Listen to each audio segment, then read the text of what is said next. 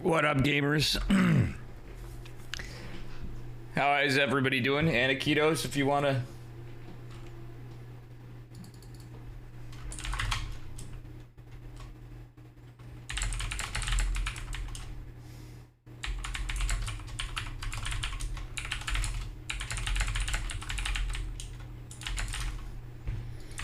Alright, I'm asking players to help too. If no whining about the seating.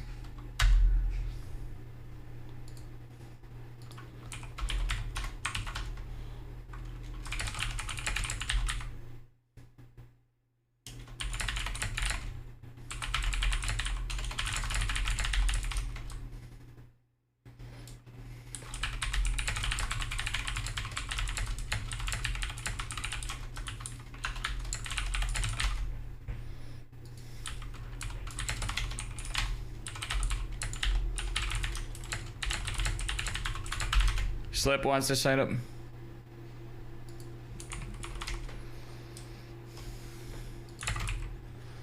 Right. Maples, can you put me versus Neeb? I think I can win.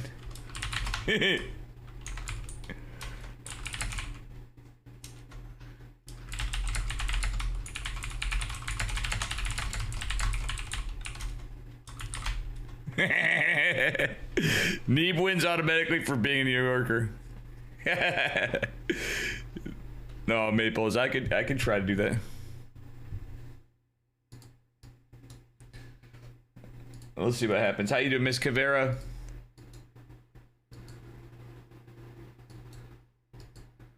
Alright, let's see what we got. I'm trying to see this. You're gonna get your cheeks clapped again, but you like it. Good to see you guys. Thank you guys for playing. Glad to see a lot of you on. I'm gonna be getting in a call with Pika Pow in a minute. So, yeah, I'll actually...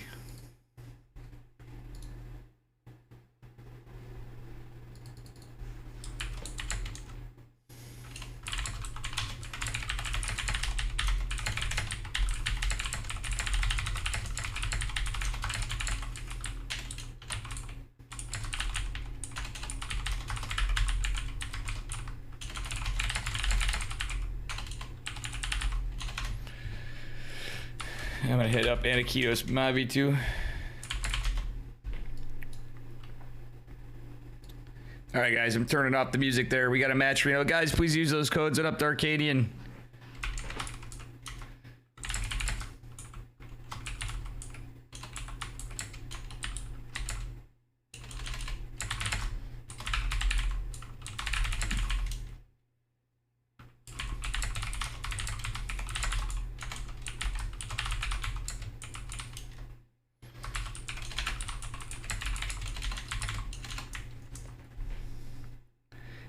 Chat, let me know how it looks.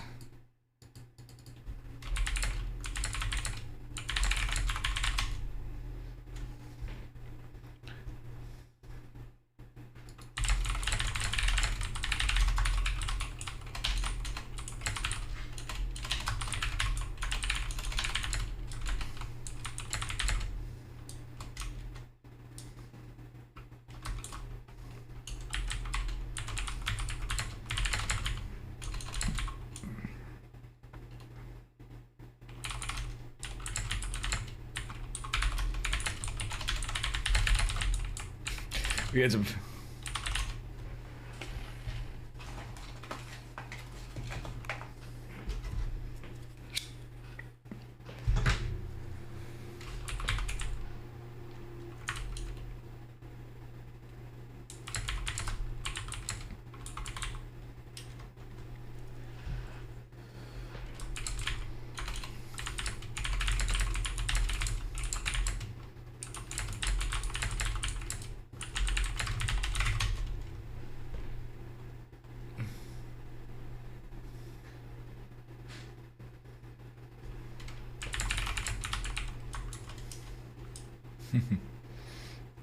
All right, guys, hang on. We got a pretty stacked bracket. Let's see.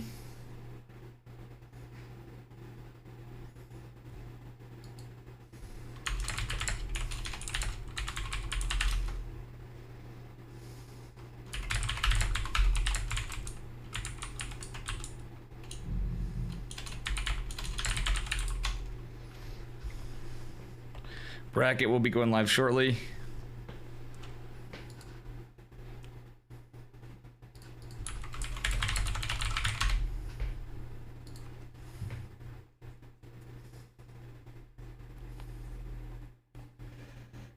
Curry needs to get moved up.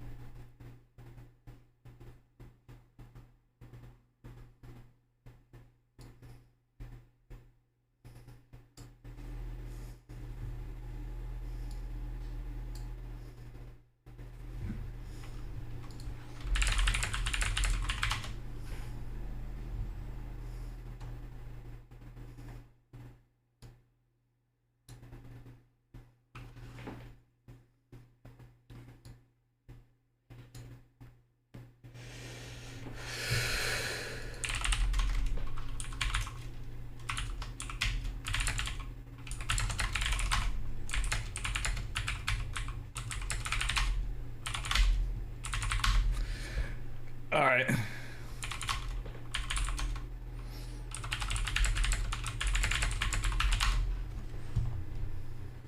Bracket's about to go live, chat.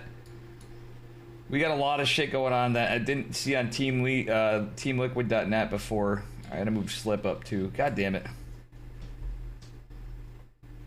And read them and weep.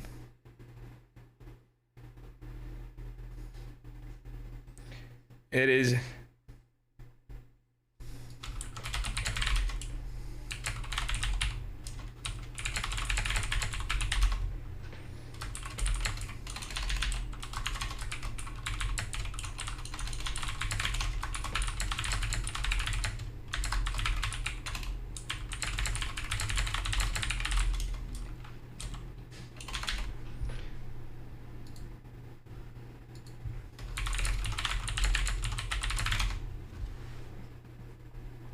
all right, let's press. Last chance to check in.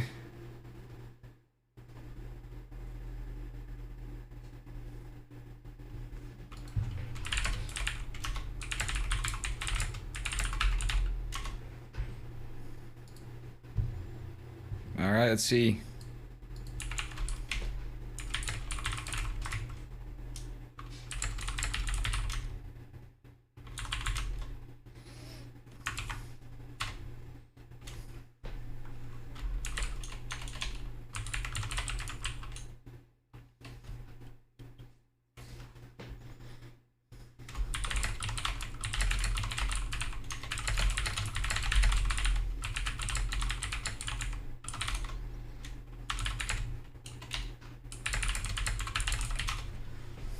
All right, we're about to go live here for real, for real, for real. And yeah.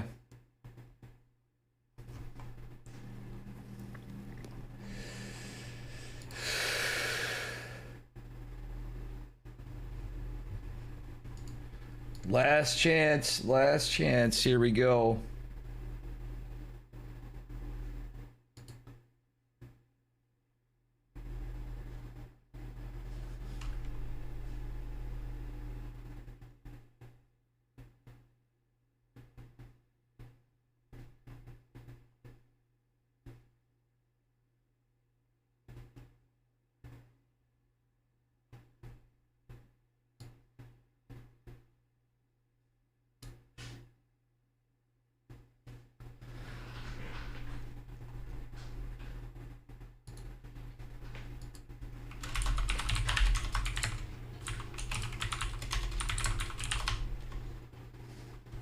Here we go.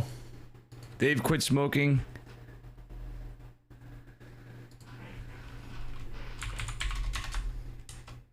It's 2-minute delay.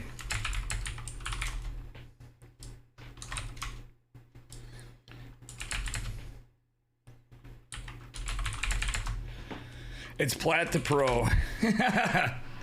All right, here we go. I'm gonna get a call with Pika Pal.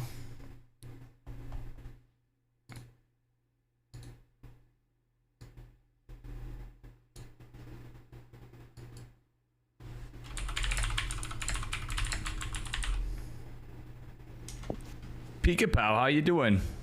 Hey Dave, I'm doing great. How are you? Good. I'm ready for some StarCraft 2 today, man. I'm looking at this chat. Everyone's all hype, ready to play some game. Yeah.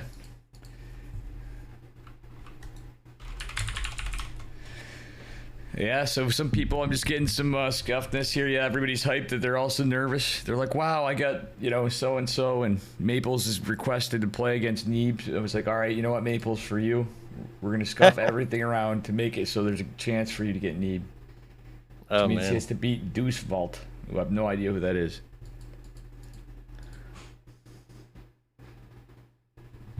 Yeah, I mean, he wants Neeb. All right. Go for it.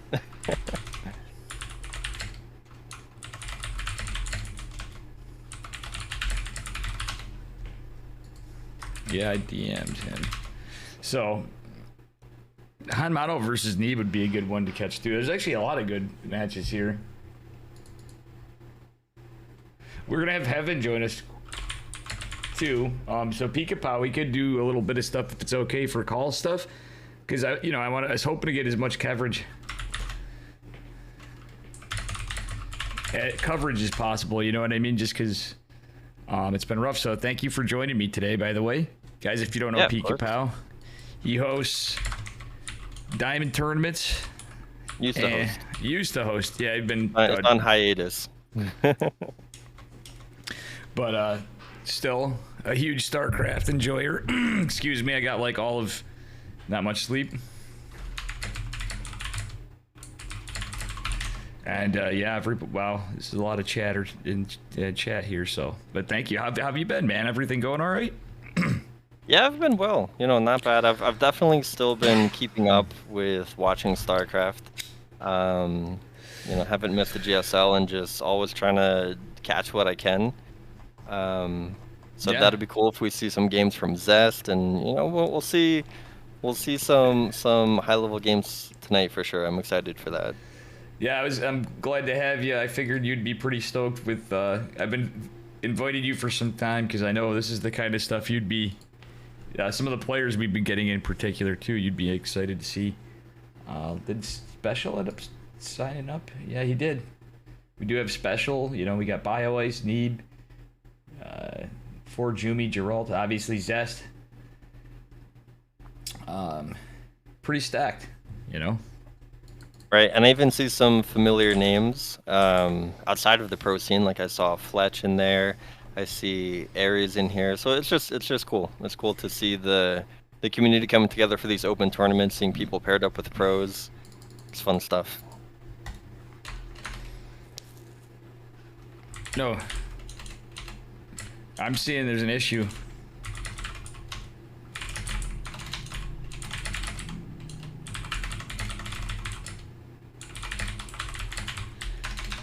Sorry about that. Somebody joined lowercase Testa. BioIce did.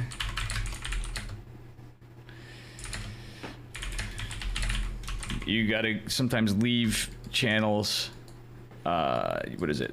Social, and then rejoin channels. Socials. Unjoin re.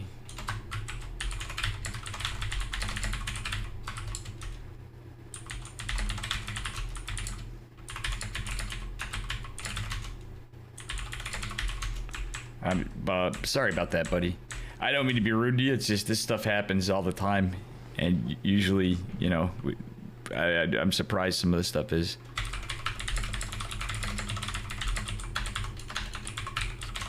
I'm sure you're expecting a little bit of that. You've hosted enough tournaments to see, Oh yeah, it's a logistical endeavor for sure.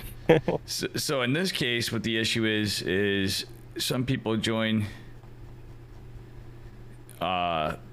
the channel Testa with a lowercase t, and that ends up putting them into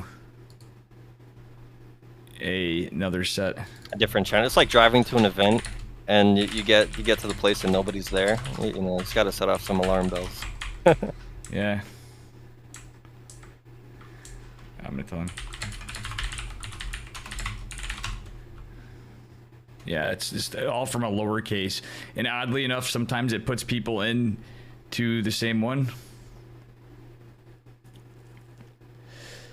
Neeb and Plat 3. Base Neeb.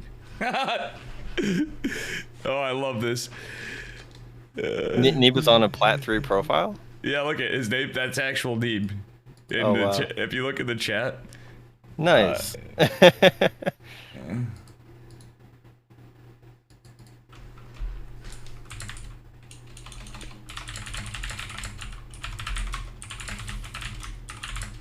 Yeah, so it's pretty funny stuff that you'll see. It's like the ultimate troll seeing Neeb with a platinum border on, and he's from NA. You know what? Maybe he just prefers the color, so he just ranked that account into plat, and then just doesn't touch the ladder for the rest of the season. Just likes the color.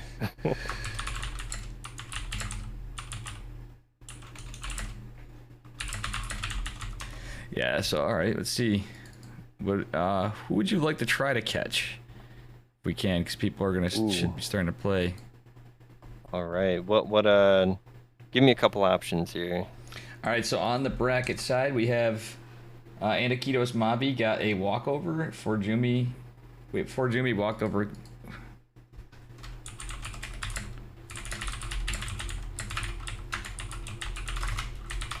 The more even the match, the better, I think.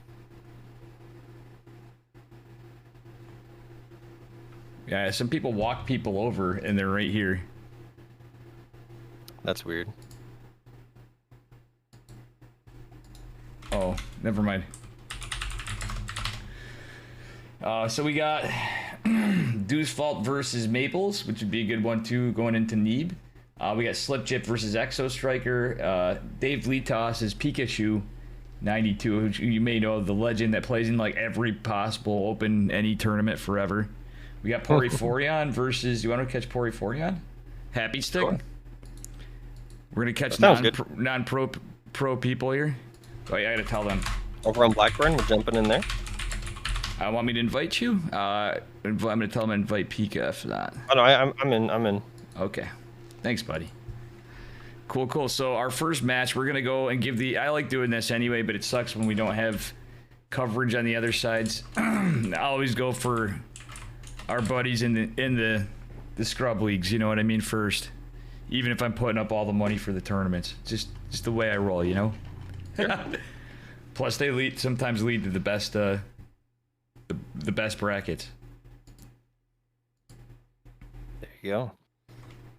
So we have Mr. Cheesy Happy Stick versus Poriforion. Says happy You want to do first gamers. intro or? Hey. What's that? Are you taking first intro? You can do it. It's fine. It's fine with me. It's all you, buddy. All right. Glad to have you, Pika. We finally did it. Yeah. Hey, thanks for having me. Yeah. Oh shit, my camera's on. Give me just a second, and I will have you on there. That would get me kicked out of ESL. Nothing we could do better here. All right. Sorry. All right, let's kick this off. On the left side of Blackburn, playing Terran, it is Poriforion. And his opponent in the bottom right, the ultimate Pilly Simp. Give it up for the most BM cannon rusher, Root Gaming's Happy Stick. Happy Stick's my bud, but he gets all hella trolly, so it's time to troll him back. How you guys doing?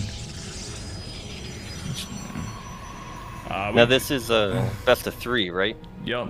And leave it to Dave when we don't have enough coverage to go for the scrap matches. All the chat's like, well, come on, Dave. We got Zest, we got Neeb, we got Maples, we got Special, you know. And we're going for Happy Stick and Poriforion. Yeah, we could jump into those pro matches in bid. NG block on the nap there. Doesn't really give it a lot of health. Just kind of, you know, starts the block. starts the engineering bay just a little. Yeah, I don't know how much I agree with that. That's very low health. I am with you. Yeah, the probe's actually gonna get some damage ahead of time on it, like. Yeah, especially because you know, Happy Stick is going for next. I think originally intended to go Nexus first. Nexus before Core, but you know, goes ahead and switches to the Core first variant to take out that NG bay. Ooh, look at this. Happy's trying to go for a block, and it looks like we got. This is 100% shenanigans from Poriforion, who yeah, he's at least trying to deny vision. Is he setting up? No, he's just setting up for a slightly delayed CC. He was just trying to get in Happy's head, I think, right? Yeah, Depot a little early. I mean, you mentioned that. Well, I don't know. Depot's a little early, but you know, no worries. They're just setting up nicely here. Second pylon in the main for Happy Stick. So. Yeah, he's not we'll going. see. We'll see what they go into. Now, it's kind of amazing. Happy Stick being, like, he honestly is a pretty good macro player and a very solid player overall. But, like, he is known for being a cannon rusher for quite a long time. So it's not surprising to me that he somehow managed to keep that probe alive, which is pretty wild. You know what I'm saying? Yeah. That really low health probe. Oh my god, even recalls the adept. Giga Chad moves, Pika-Pow.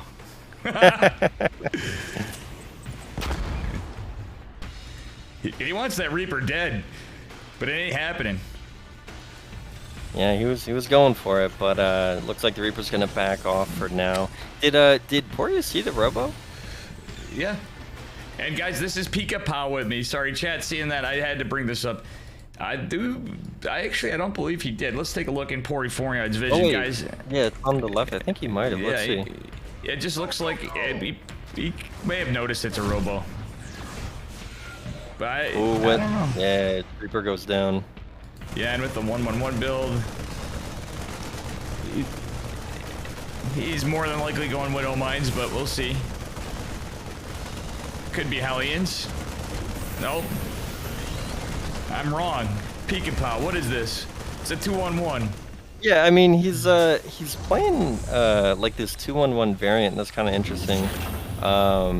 Normally, yeah, here we go. Normally you see the starport grabbing the reactor. So there we go. One thing that I can say is, I don't know about you, but while he was getting all fancy there with his 2-on-1 build and getting ready to swap stuff a little earlier, he did what he didn't want to have happen. He let the adept in. Right, 2 SCVs and a full scout. Oh my god, it's fast Colossus. Yeah, a lot of times you'll see like a speed disruptor drop or some kind of like, it's almost like a meme strat like that from Protoss when they go Robo first, but this is just getting an Immortal and powering up on 2 bases, because we have the Twilight here as well, getting Colossus, so this might be some kind of 2-base pressure because there's no 3rd base in sight. Might even just be all in here on 2 bases, so Happy Stick might just be trying to end it in the mid game. Yeah, Happy Stick is known to play a little like that, but truthfully, I think he was expecting to get cheesed with like a fast armory or something, and seeing he's playing against a Diamond Terran player, both NA players, you know. So honestly, you know what I mean. I think he was intentionally going Robo just to be safe. You know what I mean? Well, Pori is investing in a 3rd base, so if Pori can defend this attack and hold the 3rd base, they're going to be in a good situation with an economy ahead of Protoss, but it all comes down to that. When the push comes out, is Terran going to be able to hold? You know, they're going to have Stim, they're going to have tanks here, it looks like even Liberators, so these are units that you can really defend with. You can like sit at home and kind of turtle. We'll see if this defense can really work out here. Oh my god, this is definitely along the lines of a 2-base all-in from Happy Stick. And that's hilarious because you don't really see anybody 2-base all-in anymore. Like, you know what I'm saying? Is in PvT, very rarely do we see this in pro matches, you know what I mean, these days. Unless it's like DT charge lot or something, and even that now has been a little less. So this is weird for sure. I'm with you. I'm pretty... It's gonna be damned late 3rd, if not. Yeah, it's... Oh my god. Oh man. He's just playing extremely. Like, I don't know, it So- reminds me of Phoenix Colossus, but it's not Stargate, so it's weird. You know, that's the only other time you'd see this. Yeah, so this is interesting. They're really just instead of going for pressure across the map, just building up a high Colossus count, getting all those tech units nice and early. I mean, 2 Colossus at 640, the third one gonna pop soon. They're gonna have plenty of those to work with. But they are behind in economy, so in the long run, this might be better for Pori. Yeah, well, Pori is being a little less than ambitious with that Liberator. But Happy Stick's gonna pull his whole mineral line, even though it only hit 3 mineral patches. Nothing we can do better there. Pori's Right? going for a push, but I do not see this going well. No, Between the charge. charge lots and the Colossus here, this is going to get cleaned up. Pori sees what's going on and manages to escape with a couple medevacs of Marines, only loses the tanks, which is a big deal, but it's important to retain as much as possible right now because Happy has a very strong army at the moment. Yeah, Happy Stick is just pushing across the map. I totally agree with you, but it's funnily enough, Happy, who's usually quite on top of his micro, was more worried about the A move forward and let the Liberator go get a free stalker and actually get in position. This is pretty funny. Yeah, that line third is in trouble. Pori's going to go ahead and lift that, try and float it back to safety, but this Liberator is just wrecking havoc here in Happy's base. Yeah, we're at 6 kills and counting, barely living. The other stalker will finally clean it up, but yeah, in total, Pori actually getting 8 worker kills. Yeah, I mean that's part of the cost of doing that Robo opening where you skip Blink, you don't have Phoenix in a Stargate opening. You're vulnerable to those kinds of air attacks. Chat memeing, everybody redeeming or pretending to redeem Unmod Happy Stick. Oh man. So we got a nice little drop going in from Pori. I kind of like this if he can pull it off, but I don't like this tanks aggro and very heavy forward. Yeah, caught unsieged, but they retreat to the safety of the ramp where there's a bunker and some reinforcements. Happy's gonna back off for now, going into Templar tech while Pori is started getting some Vikings. We'll see if they continue that production, but hey, this drop on the bottom side again, no Blink, no Phoenix. This might have some play here. Let's see how it pans out as he drops into the main. Yeah, he's gonna have to try to recall or get some units in, but this is 2 loaded medevacs. I mean, stim and combat shields done is pretty good. Is he gonna get a kill on this Robo? That's actually huge. If Pori does this right, he could potentially kill any of this stuff. Denying +2, denying Blink, denying Templar Archives. He gets the Robo Bay, funnily enough. But he's gonna lose his third, I guarantee this. Yeah, I mean, that drop in the main doing significant tech damage. Happy perhaps getting a little impatient here, pulls in, starts to recall, so those Zealots are on their own, and these Marines are out of here. They're pulling out. They don't get Storm or Blink, but killing the Robo facility and Bay is a complete reset on tech units. Now I gotta say, Pori is punching above his weight here. The unfortunate thing that happens to everybody, especially Terrans or, you know, well, we'll just say Dave if you're a Protoss player, because I'm pretty sure there's people lower league than me that get rid of the all-army hotkey. But he definitely all-army hotkey because he had the potential to kill and deny Storm and Blink. But he got, like you said, that was huge still. The losses, he denied +2, like you said, I think, too. Yeah, that was massive. He's got to be pretty proud of himself right now. No doubt, like he's really just giving it all. If you know, there's this skill gap between them. I'm unfamiliar with these players. I don't see the skill gap coming in as a completely new viewer. So he's definitely playing up and really retaining army, holding a higher army supply, escaping with those units in the main. They weren't sacrificed. He managed to keep them alive, retaining those early Marines when the tank push wasn't going to work. That army retention is really important because Terran is all about critical mass. And because of that, Pori is staying ahead in supply. Yeah. Just to give you an idea of how the difference is, Pori's like Diamond 1. He's usually in like D2, D1. Happy Stick is Masters 1. So. Oh, wow. Yeah. That's this gap right there. Ooh, the ghosts are sharking for that EMP, but the feedback.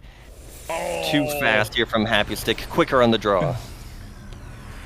All right, and he is plenty of High Templar, but unfortunately no Storm. You know, I don't know how cognizant... Oh, no, he did get Storm. He does have Psionic Storm, so... He does have that going for him, but... Oof. For any Protoss, this is a position you don't want to be in, though. When you're 3 bases to a 4-base Terran, and you have nothing back home, that feels bad, man.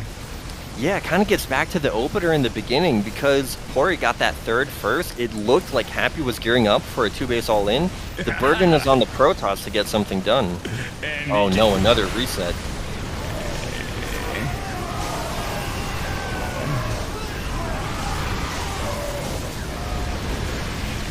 Yeah, I think Pori's doing it.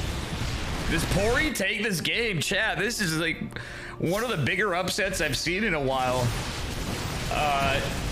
Whether or not you know these guys. Happy Stick also a streamer. Pori Forian plays in everything. He's SCKPEETER4999. I never say his name right in Twitch chat. But he's in like every tournament Twitch chat you'll ever see. Yeah, I mean, he's healing up these units. He's white-headed army supply. He doesn't need to do anything crazy right now. Doesn't need to take any risks. Yeah, and realistically, yeah, he really doesn't. He's taking a 5th base behind this. Is he dropping racks? This is one thing I'd like to see. He is on 5 racks, but I'd like to see him get up to at least 8 racks right now. He's got that 5 CCs down. Oh yeah, command centers all over the place. High Templar in this prism. He's looking to find an opportunity to storm. He's overwhelmed, and Pori takes game number 1. Oh man, what a banger! That was something. Oh man, I want to see where Pori goes in this, because he's like, it's an open tournament. There are GSL Pro players in here, and Pori is out here just like underdog of the group, just playing crazy, having a great day. I just want to see where his story goes. Yeah, he's certainly one of the underdogs. We actually have Pikachu, it was Platinum, who plays in like every single one of these, from Cock of the Walk, the Chickenman Testa Opens. He even goes to the Psystorm Opens, and he's an EU. You name a tournament, that guy plays in everything. That's awesome.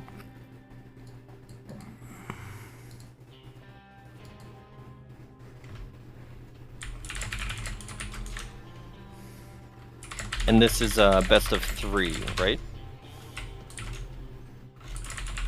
Yeah.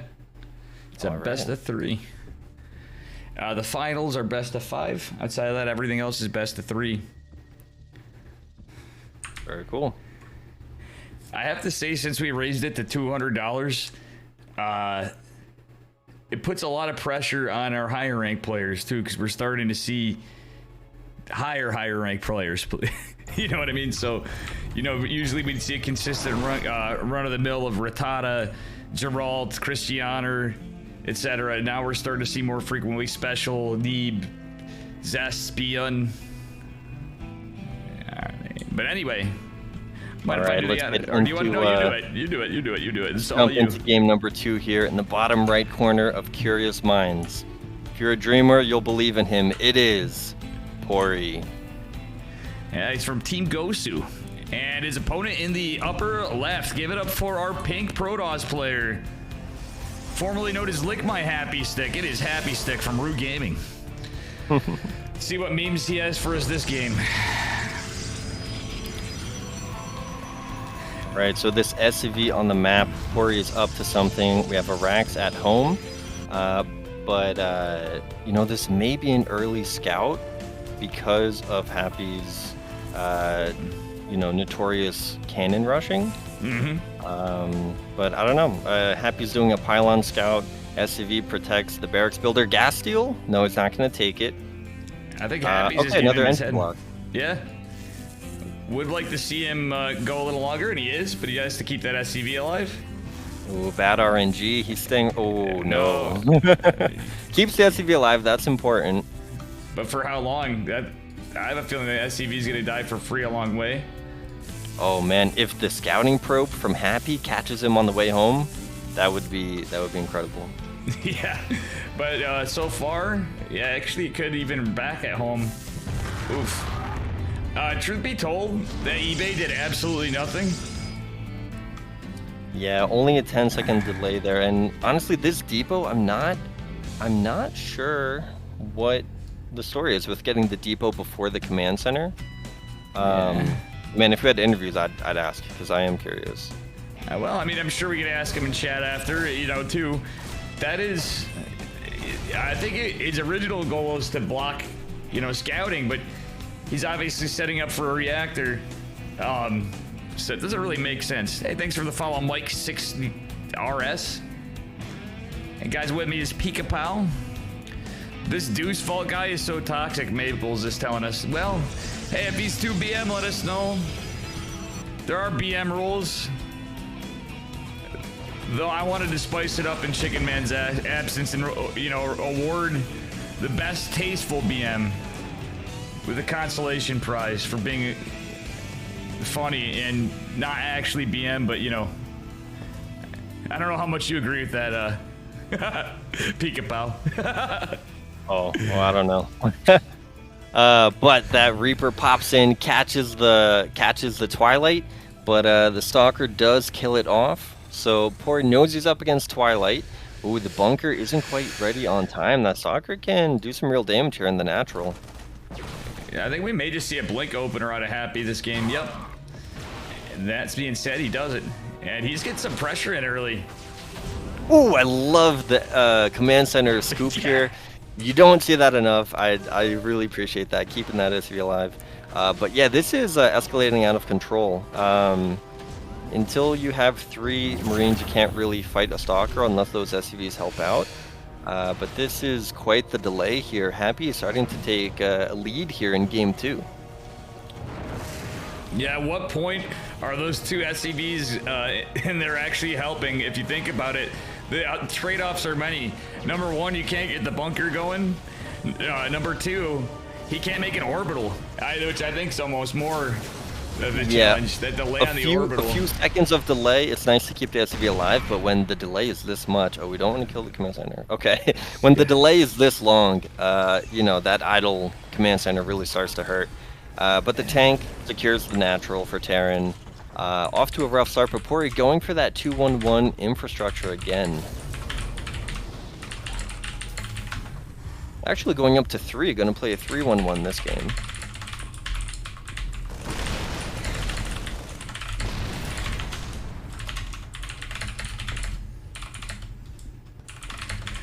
Sorry, I have some. I normally don't do this, but I have people hitting me up. We're gonna have some other people. We have Indie Starcraft casting in Polish alongside us now. Nice. I wanted to reach. I've reached out to the MAGA and all sorts of folks to start doing this because we want more viewership, you know. And it sucks when we don't have Chickenman and Steadfast and whoever with us. But yeah, it doesn't suck. I enjoy it. I enjoy you joining me, Pika Pal, and I enjoy you, chat. I enjoy being here. Thanks for having me. So Heaven's gonna be casting 2 with us, and Renegade may pop in. We'll have a bit. No, I'm excited. We've done stuff on Shui's. I've invited Shui in. She was pretty happy to. She unfortunately couldn't stream it. SDC is another person. Big shout out to. But you're somebody I've been wanting to cast with for a while. Yeah. Yeah, I think it's the first time we're doing a 2-person cast, which is really cool. Usually we're in some kind of triple cast. Oh yeah, absolutely. And Akitos too. Akitos is gonna be streaming as well. I don't know how this is gonna all pan out, but yeah, I'm enjoying this. How we usually would do it is just bounce calls, you know, and you know, if you need to hop on a lobby, I'm enjoying this though. So, this observer is actually gonna be pretty valuable. He's got a pretty good read on what's going on. Yeah, 3-1-1 on the way. And Pori was able to see that observer, but I just don't think they had energy for a scan. And so, you know, they're going to just gear up for their push now. Happy playing a normal opening here and not getting a late third, not, you know, getting all those tech units early on, or building up for like this 2-base all-in type structure. Just going to go ahead and play a normal economic game. So Happy is pretty much looking to hold the third against this push that should be coming out from Terran. Yeah. Oh my gosh. They have their charge and blink, just no splash yet, but Robo Bay is on the way. They should be getting that pretty soon. As long as they get that out, it doesn't look like Poor is going across the map now, so as long as they get that out, I think they hold just fine. Yeah, this is the rough spot. Happy Stick with some interesting SimCity going on, which I do like the extra pylons, but when you're against 3 racks, or, well, I don't know, this was like, it's kind of just into a 3-1-1. Yeah, because we didn't really have the aggro on a third, because of how the game started. Yeah, 3-1-1 usually hitting a lot sooner, so it looks like Poor's just kind of staying at home, building up his forces even more, but this is going to give Happy the time he needs to get that splash. We have a little drop coming out here. I mean, the Zealot is ready to see a move out coming. Yeah, Happy Stick with some great map presence. He has both Zealot and Watchtowers.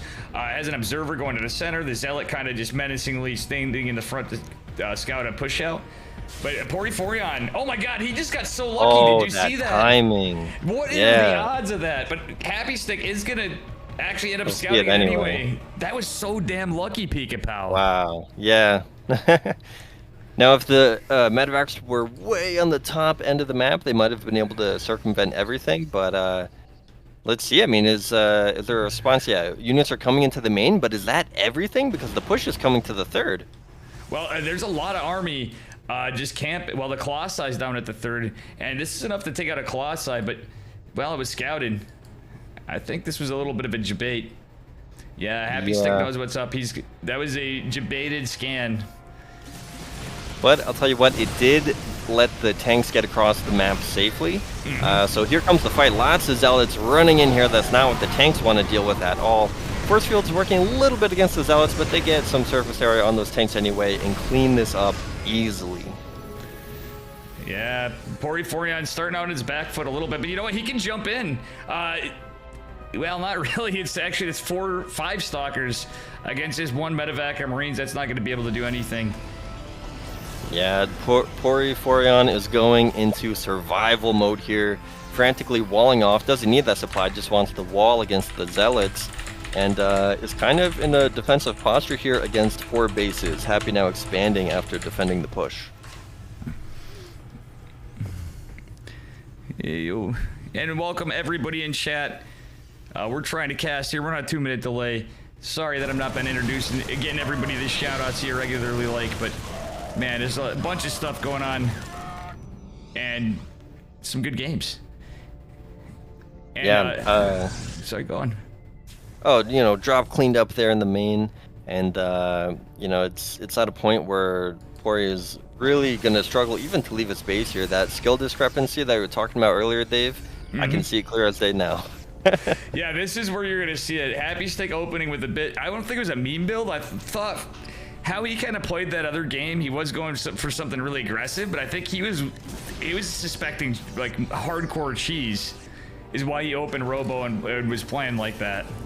And that put Poriforion in a pretty good position. But yeah, you're gonna start seeing it now. Oof, yeah, this is a scary Protoss army. 2 disruptors. +2 on the way. Ground weapons versus 1-1. Yeah, it's just one infantry weapons and armor.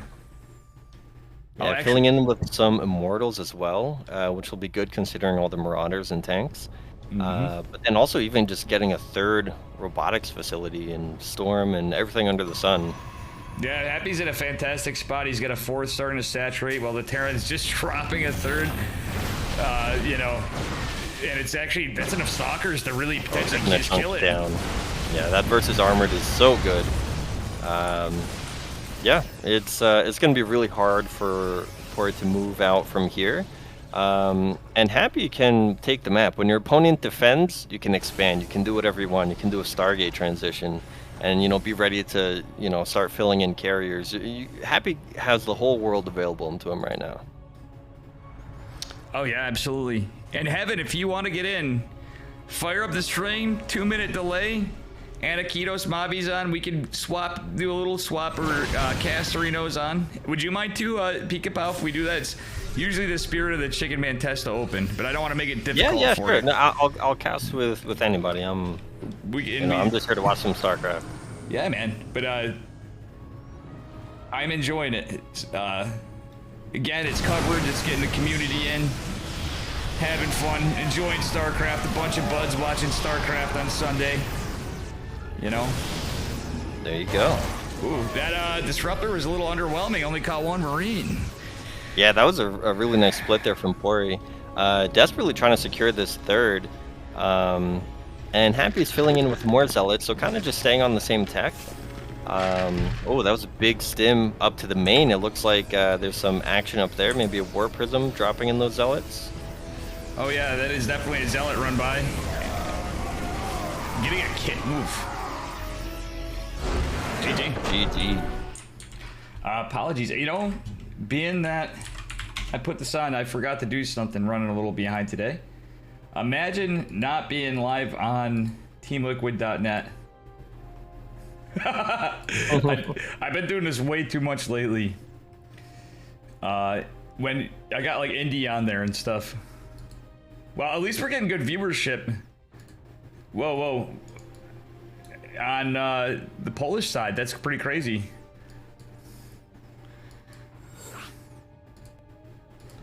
Right on.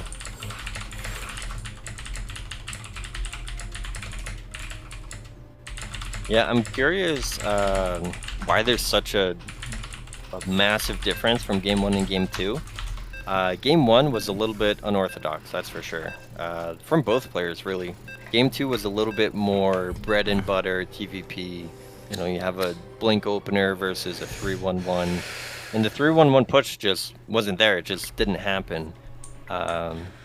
Sure. So we'll see what happens here in Game 3. We'll see if up here in the top left of Berlingrad, our underdog Terran can sneak out a win. It is Pori Forion. And his opponent in the bottom right, hoping to change colors just to secure his win. He's not pink, which I actually should have got on him about that anyway, with pink and red. Killing the dog, it is Root Gaming's Happy Stick. What a evil son of a bitch. This is a mature stream, Pika-Pow. You're more of a classy man than me. But let's be honest here. The guy just killed the dog.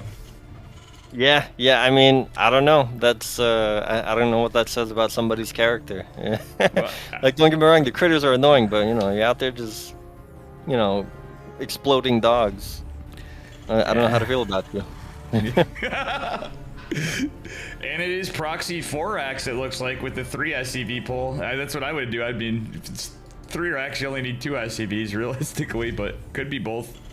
Yeah, no gas here. Pori is going all the way in. A little bit predictable, and Happy Stick has been doing pylon scouts all game, so he knows about this and knows about it right away.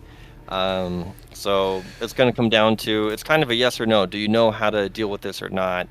And these gasless proxy racks builds, they hit faster than the one base tech builds. But yeah, 4 racks, it's do or die here. This is one of 4 builds that got me into almost Diamond 2 as Terran. But I'd never doing this against Protoss, not so much, because of, yeah, I think Proxy Marauder's a little better. I don't know about you. Yeah, I like the Marauder variant a little bit better if you're going to proxy racks, but yeah, I mean, the probe across the map sees the worker count, sees the lack of orbital, so he's got to know that this is a heavy commitment. And you know what? I'm not sure how I feel about the Nexus there on the low ground.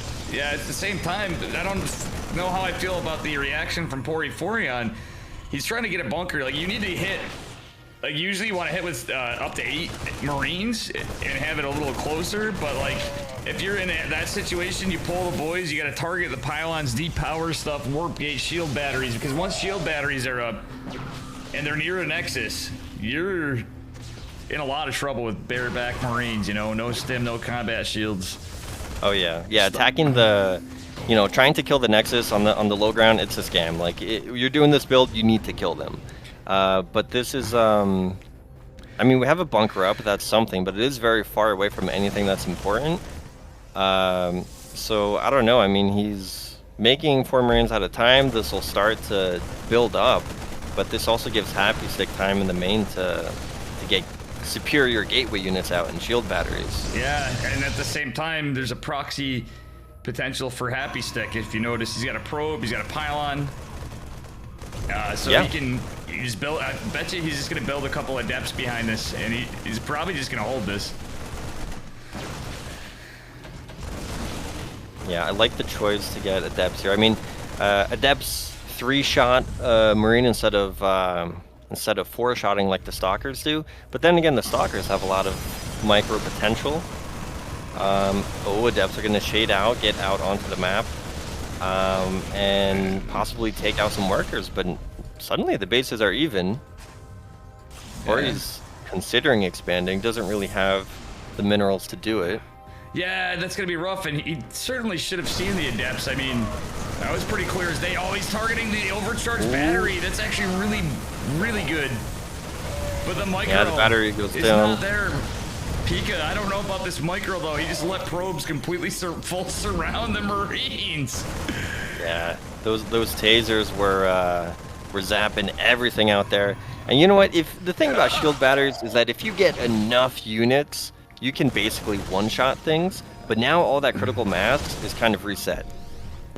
Now, if you look at this, what's funny, you got the Adepts chiseling away at the wall. You can't really repair it because SCVs are going to go down. But we have a proxy Twilight Council. That's really curious. But hey, these Marines are getting cleared up by the Stalkers. And honestly, this is the last meaningful asset that Pori had in this game. I mean, the worker count is very low for Protoss. GG.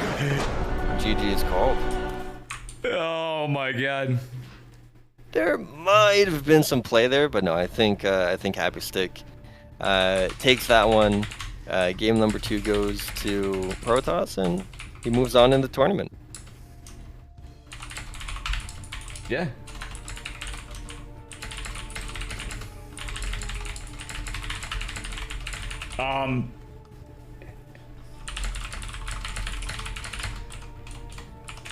That was pretty cool. He is moving on. That was hold on, he's asking who won. Heaven is asking if he wanted to call. I'm just trying to clarify because this was a little bit disorganized this week. Sorry, Pika Pow and chat. Welcome, guys. If you're new here, please help the tournament by using these matcherino codes. Unfortunately, one of my mods added a ghost command that's showing up this Legion Cup 1 or something that I can't find anywhere. But sorry, Pika Pow. Heaven is hitting me up too. Yeah, no sweat. You mind if we add him to call? Because usually we do the drunk tank. There's a server thing for it, but I wanted to make it easy. You know, I figured we'd just make it smooth. But sure, yeah, let's do it. All right, let's try to add him to a call. I gotta send you a friend request and Heaven.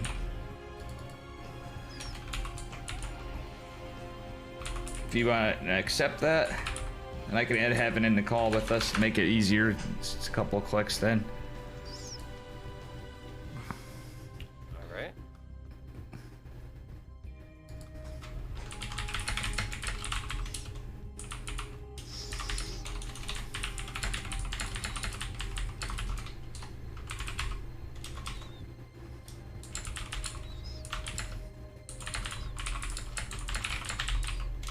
Yeah, sorry, Pika Pow. I'm honestly a little nervous now because of how Poriforion, yeah, it's okay. You played really well. When you hear this, you gave us some good games and you took a game off Happy Stick, so you can count that. Yeah, 2-1 is definitely a competitive score, and it was a fun series. I enjoyed it. Yeah. So I'm gonna start this call on the other side. So I'll see you in a second if you want Sounds to. good. Thank you.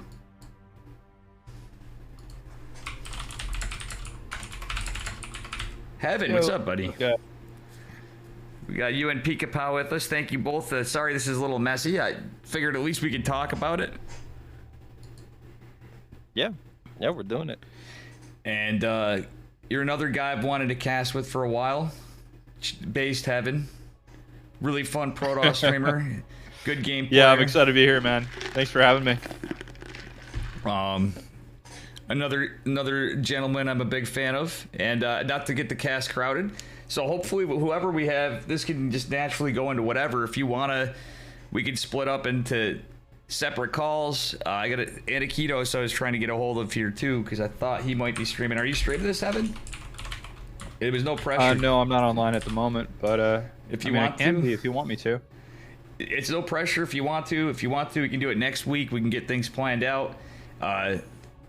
Anybody, in the fam, especially if I'm reaching out to you, are welcome to. But again, no pressure. If you happen to have time, either of you, anybody I talk to on this, just you're more than welcome to fire up a stream. We just ask you have a 2-minute delay, and that's it. Cool. And try to get coverage of what's not being covered.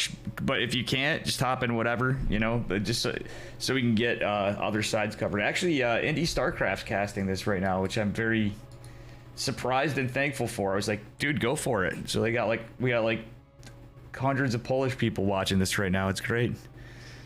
How about that, right? Too big in Poland. Gotta love it. Yeah.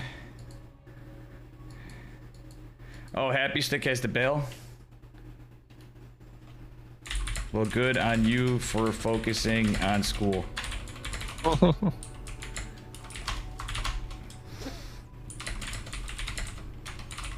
I'm gonna. He gets a walkover. Han Mono, I think is.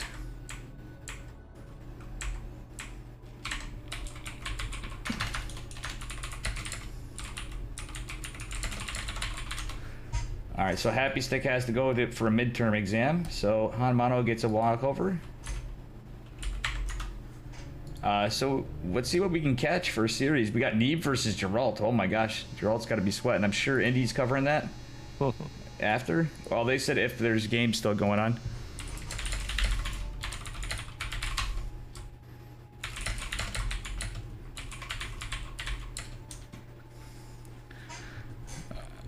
I think they were asking in case it was still going. Normally we start this at 4 p.m. Eastern. So if either of you guys, if you think of it, hit me up. Don't be shy. Have it or Pika. You know what I'm saying? Any Is it always Sundays? Is that right? Yep. The reason why, and though lately it's been failing us, is Sundays is usually the least crowded day on Team Liquid and for StarCraft in general. So Chickenman and I pick Sundays at 4 p.m. Eastern, which is a rough time for Asian players. It's late for European players, but these guys are so tough. They're Geralt and Christiana and Rattata and Cuckoo even and Forjumi. There's so many of them. Like the EU players end up staying up late for this. Yeah, so the hour earlier probably helps. Well, I'm off on Sundays, so I could probably make that work. Yeah, maybe next week. Cool. So yeah, just as long as we plan it ahead. Anakido should be cast in this too. I was gonna ask him because maybe we could figure out. BioAce is just messaging me.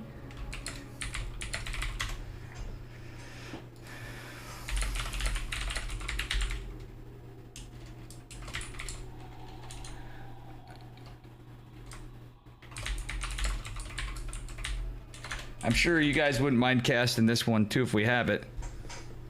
Which one?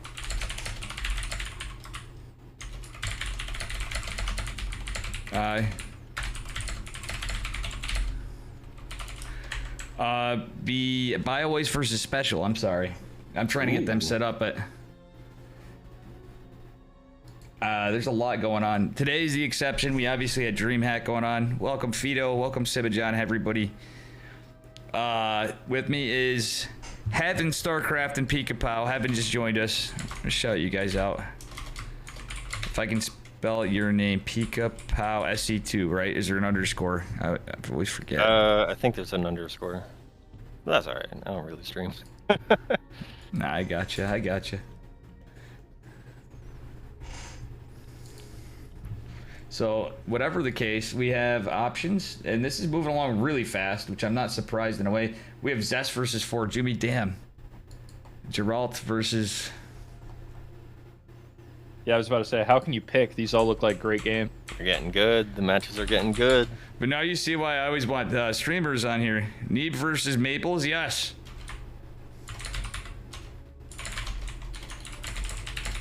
I'll take whatever. Let's just, if anything's open, let's jump in there. Neeb versus Maples already happened. Let's get Neeb Move on. versus Gerald. Okay, Neeb, Gerald. Makes sense. Okay, Anakitos Mobby streaming too.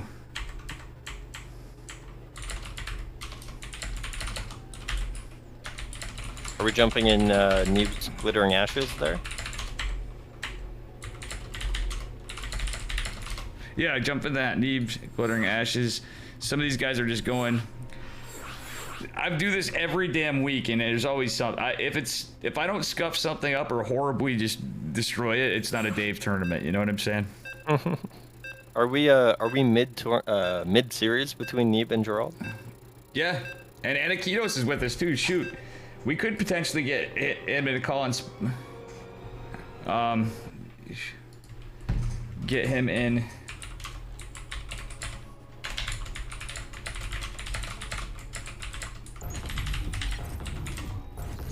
All right, here we go. But anyway, I'll let you two do the honors. All right, in the top right corner of Glittering Ashes, the red Protoss, it is Neeb.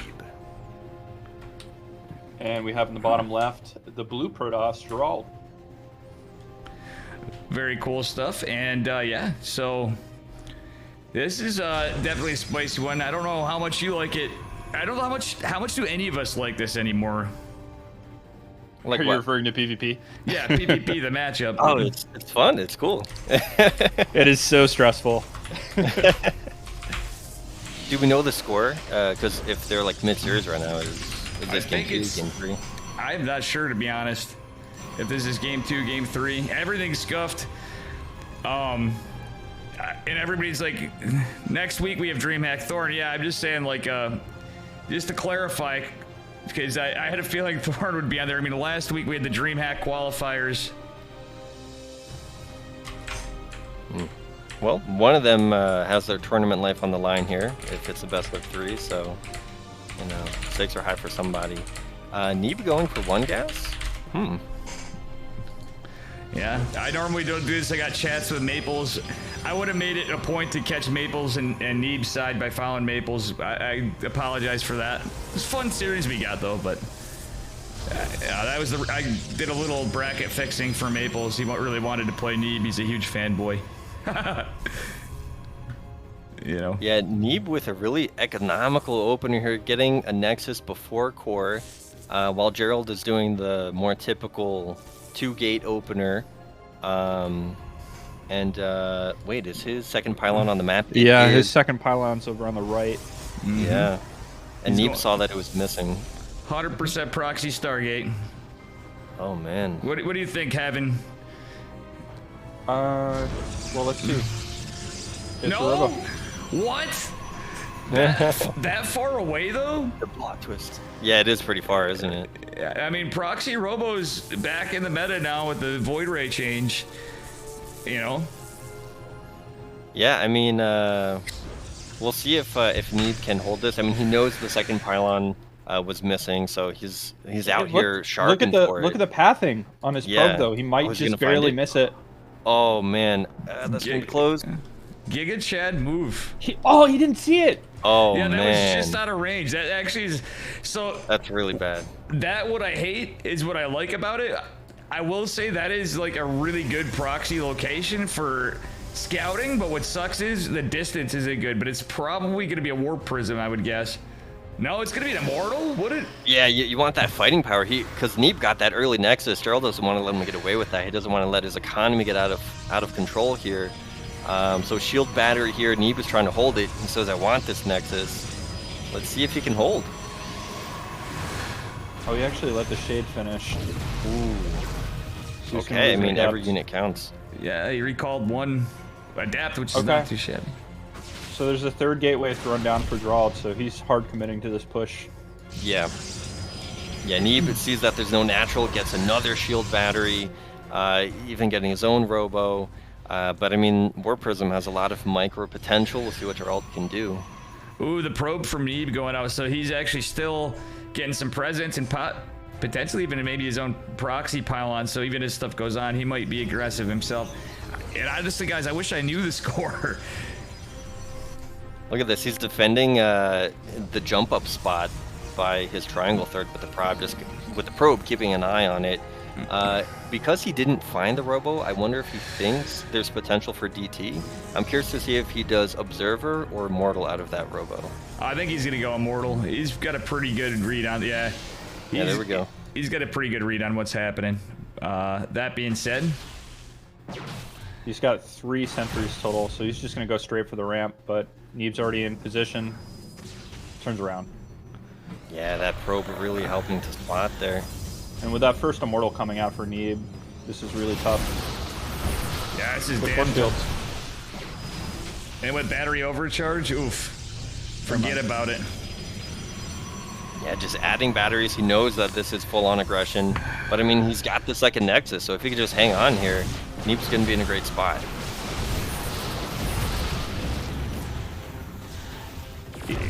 Okay, Geralt does have another immortal joining the fight, but still, that's batteries on cooldown is pretty good, but they're at the same time 2 more popping up is certainly not. Yeah, that's just going to be next to impossible to push now. Yeah, and Neeb getting his own immortal, his own War Prism, so his immortals can't get targeted down. And you know, the micro is good here. I think Neeb is going to be just fine.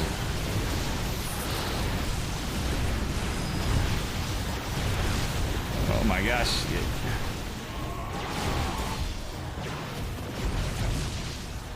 A lot of very bruised stalkers, but they're holding out still.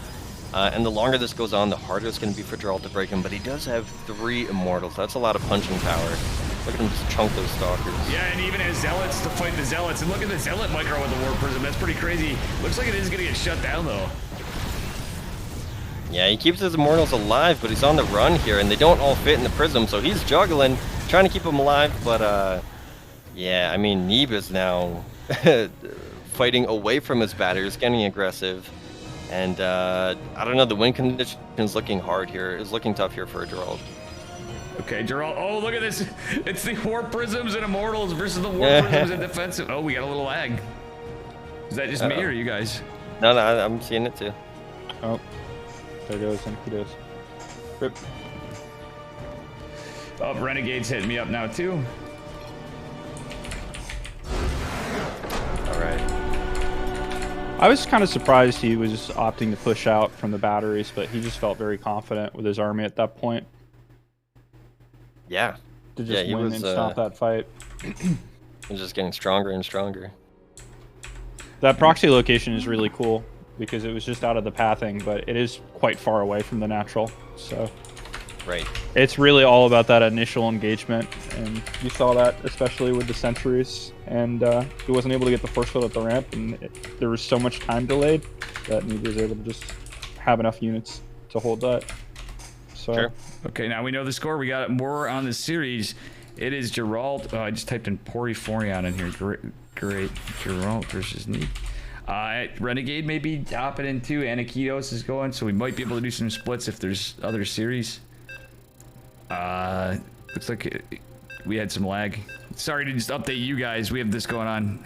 I'll just shut up. I think this is a hard carry cast of Pika-Pow in heaven.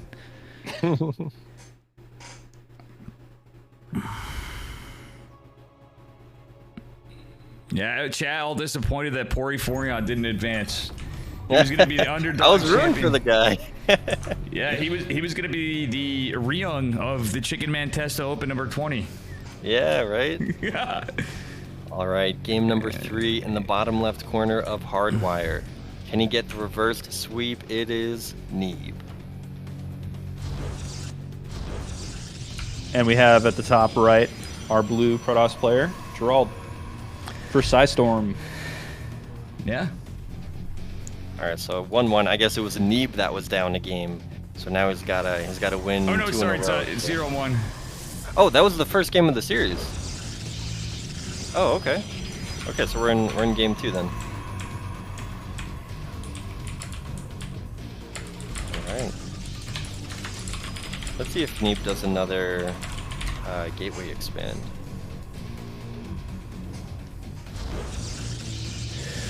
All right. Yeah, looks like he's rallied to the gas there. Okay.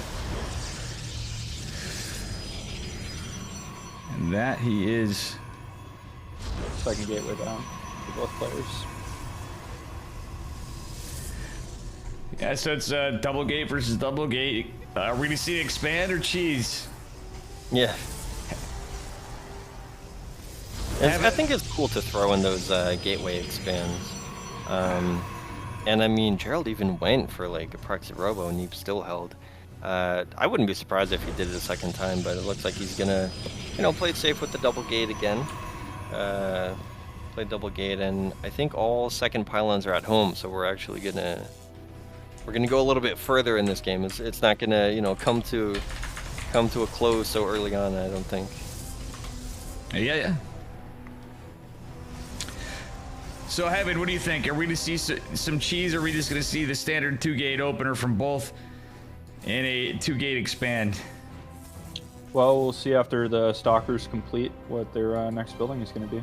Yeah, I mean, we got 2 pylons relatively where they're supposed to. Third pylon from Neeb. Neeb not looking like he's going to cheese as of now. Gerald's third pylon is in the corner. Yep. Do we know who's next in the tournament? Like who the winner of this goes up against? I can take a look. I can put Heaven. Do you mind if I put it on your obs for a second, and I can take a look? Sure. Well, I'm just checking to see. All right, beautiful. And I will take a look here. So what we have is, oof, my man Forjumi got 2-0'd from Zest. So Zest is advancing. Special and Bio Ice is ongoing too. We have this going on, and we have Han Mono versus Aztec. So the winner of this goes against who? Against Zest? Against, oops, sorry. The winner of this goes on to the winner of Han Mono versus Aztec. And okay. The winner of Bio Ice and Special will be going against Zest.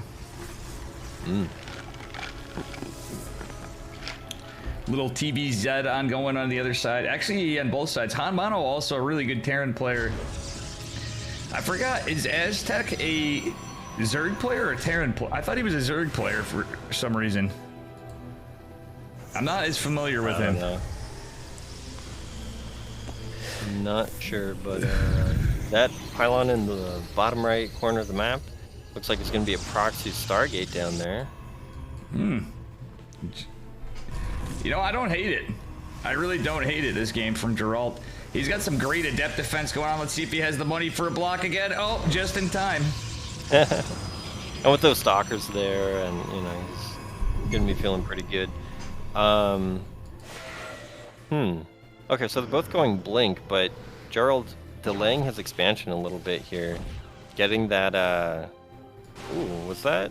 I don't know if that was intentional, but yeah. Okay, here comes the recall. That one adept I think got caught, and yeah, Gerald gets a nice little bit of value there. But the Oracle is going to be blindsiding Neeb. Do we have any kind of shield battery or anything in position there? No, not yet.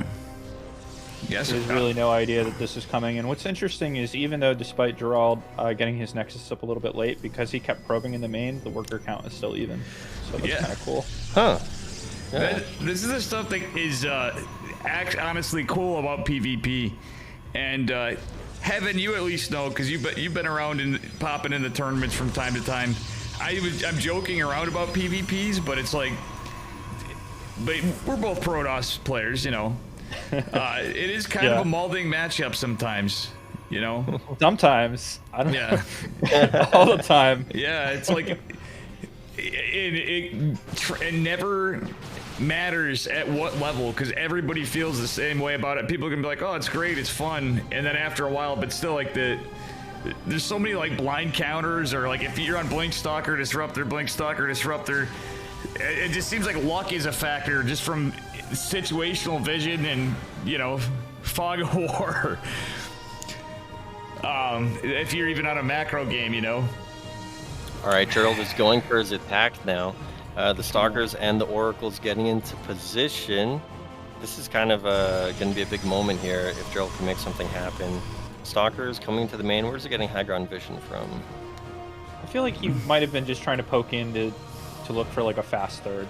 Yeah, I don't think he checking wants for- to commit to this just with the Stalker count being what it is. Yeah, the armor supply is lower for Gerald, and these Oracles are just kind of hovering, getting ready to make a move. Yeah, I think the idea was he wanted to try to push into the third and bait the army out so the Oracles could come in. Yeah. And then fly out with Blink, but there was no third. Oh, and Yeah, there Neeb- was... Sorry, go on. Oh, And just here- saying that Neeb was delaying the third a little bit. It might have been that in his Phoenix Scouts, he noticed, hey, you have fewer Stalkers than I do. You have fewer of Right. everything. You must have something, because the more Oracles Gerald made, the more investment went into that bottom right proxy. All right, so... And he was able to swoop in and kill 7 probes there with the Oracles just from that little move out. So that was really cool. Yeah, 8 in total, and funnily enough, it looked like that one Adept could have went down. It survived with 3 HP, so that got Neeb 4 worker kills in total. But in total kills, we're at 8 and 4 for Gerald, who has a faster Nexus but lower army supply. Oh, but actually, no, he's going to be able to defend. For sure. Yeah. Like, theoretically, this army is defender's advantage for Gerald. And we're looking at a huge worker lead now with the damage and the fact that his third is up at this point. And if Neeb can't do anything to punish it, Gerald's in a really, really good spot now. Especially because any time that Neeb is going to move out at this point, he has to leave units at home to deal with these 2 Oracles that are just sitting in that corner. For sure. You can see they're they're just poking pushing in again. They're going to get another couple probes and just fly out. Well, okay, maybe not fly out, but Oh, it does he save did one. get quite a few workers there. All right, guys, if you don't notice, there's one thing I'm loving what's going on here. So Neeb not going for a charge, both going for +1. Gerald's going right for that charge, which I think is a great call, because he could potentially, oh, and, well, rip Oracle. With the confetti dust, line in the third. Yeah, that's really the main difference here between the two of them, the lack of charge. And I mean, Neeb sees a Twilight spinning. It's curious. I wonder why he's skipping charge. Yeah. Well, he is no longer adding probes. He's added his Templar Archive, a couple gates. I think Gerald is just going to try to end the game as soon as charge is finished. Yeah, Neeb going for DTs.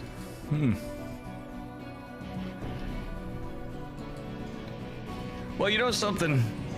Charge is going to finish up here in the fight. So it's going to be Charge Lot Archon. Yeah, Neeb going for DTs and Disruptors. There's a Robo-Bay following up behind this. Yeah, I mean, Disruptors are great. I'm all about that. Gerald's getting Archons, like, anticipating charge, but Neeb isn't going for it. Yeah. So, I don't know, but Neeb needs a way to deal with the charge lots from Gerald. So, I don't know. I'm curious. Ooh, the Stalker's going to find the proxy. I mean, not that it matters at this point, but that is one less pylon. At the least. But it's PvP. Any league, we can all see this. In any area, you know, you're gonna end up having the games where it transitions into Carriers, Tempest, Void Rays, God knows what in the late game. Yeah. So Gerald setting up his 4th behind this. Neeb having a little trouble grabbing his while this army is up on his side of the map. But we have invisible men going across the map. Yeah. Oh, okay, Gerald sees the DTs, or at least hears them and starts backing up. The Stalker wall. Do you see this? Yeah. Yeah, The I Stalker love the wall. body blocking. Oh my god. That's funny. Like, you guys might think I'm crazy, but in this, Gerald may at times be in a little dip in performance, but he is seriously one of my favorite Protoss players to date and in the last year. The man knows his PvP more than he gives himself credit for. Well, he's definitely denying a fourth. That's a really big deal. Yeah, this is. But Oh, the prism got sniped. Yeah, nice pick off there. Oh, and Neeb's targeting the observers. That's the rough part because he's got. Yeah, this is really rough now. Again. Yeah, so keeping him on the run here, he should be able to set up a fourth behind this. Geralt might have like one unit there to prevent a single perfect from getting it, but Snipes an Immortal. The Zealot's getting onto these Stalkers, but that's a choke point there, so that's not great for the Zealots. Disruptor zoning him back too. Yeah, Neeb scares that army away, but is still on 3 bases. All right, so that being said, Heaven's here with us. Heaven, what do you think about this response from Geralt behind this? With that 4-base economy he's got, that's you see what I'm seeing in the main of Geralt and the natural? He's got a decent amount of gas. He's on 3 robos now. Yeah. Disruptors all at once. Triple robo disruptor. I like how Neeb kind of went into that right away because really on this map, because of all the chokes, it's really kind of hard to engage with an army like Geralt's, which you guys have seen. Like he had an army that could totally fight Neeb's army because of the massive stock count. But anyway, I'm sorry. We have a fight going on. No, very true. And yeah, what a fight. Honestly, very nothing to write home about trades on that engage. But yeah, Neeb's down 10 workers, but he is secured his 4th. Anything's possible in this game at this point. Let's be real, except for Geralt's economy. Oh, Geralt getting a 5th.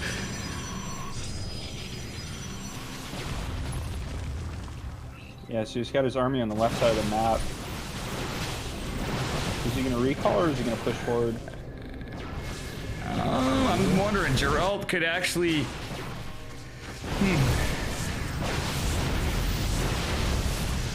I hope he uses these disruptors. He is gonna find some big value. Is gonna lose the last one, but he does get some value there, and he's gonna base trade a little, it looks like, for now. Oh my god, huge hit. Oh.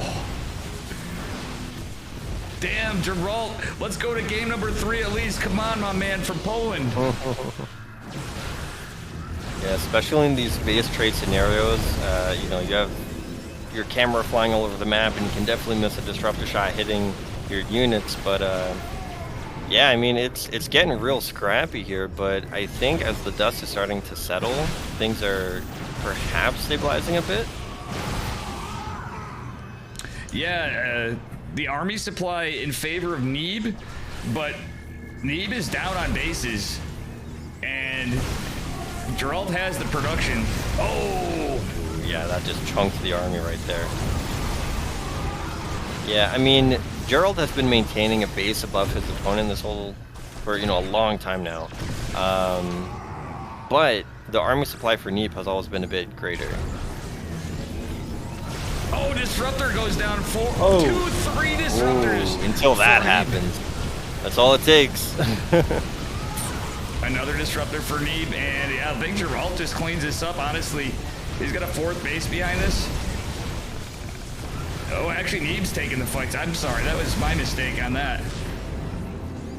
Well, it's definitely back and forth, especially with these Disruptors flying all over the place. You know, the worker count is pretty even, while the base count isn't even. The worker count is pretty close right now, so their incomes are relatively close. Well, guys, I gotta say this. It's the battle of the balls, and you know what? Pika's got big balls, Heaven's got big balls, but Neeb's got the biggest balls of them all. That's what the name of this game is in this match right here. I mean, an Archon is a ball, right? Well, yeah, true. So Geralt, actually, maybe Geralt has the biggest. 2 big balls, 2 big blue balls. I don't know about you guys though. I don't like blue balls. Yeah, no, but yeah, not a big fan. Look at this. Look at this Chad Tolkien Red Zealot going without charge to his death in the. He's gonna take on the whole empire all by himself.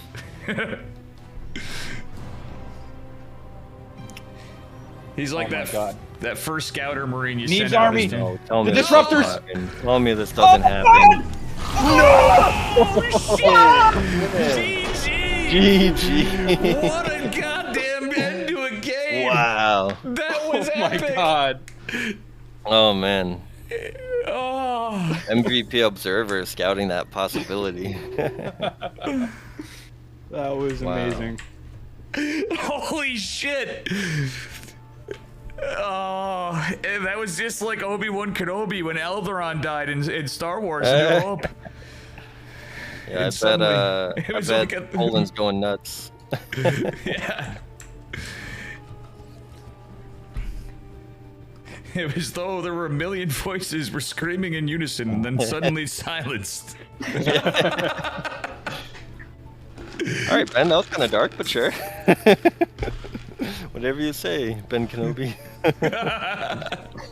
Those- I don't know about you two, but that was I was not expecting that. For a second, I thought Geralt made a misclick, but no, that was. Oh. That was wild. That was wild. And guys, again, also Anakitos. It's kind of crazy with more, but he's been going on his side. He was hoping to get the leg smoothed out. Do you guys want to split up? I'm down for whatever. I'm just here to watch StarCraft and enjoy the games.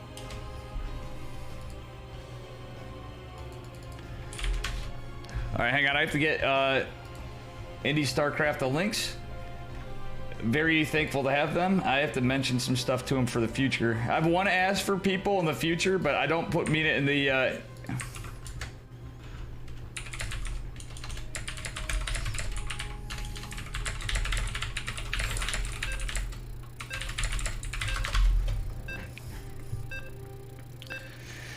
But anyway, yeah, so I didn't hand him off the challenge in Matcherino.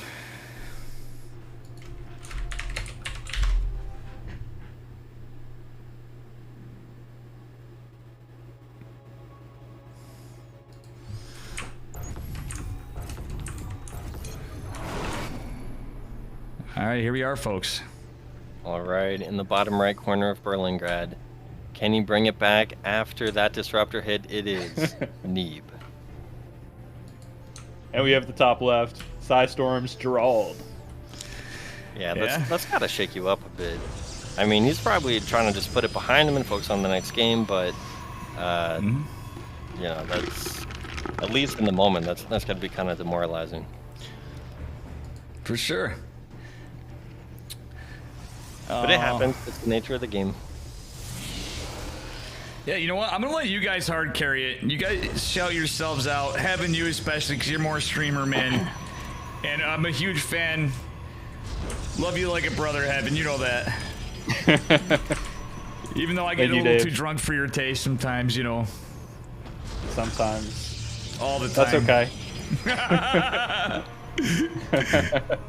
But I'll let you two carry it.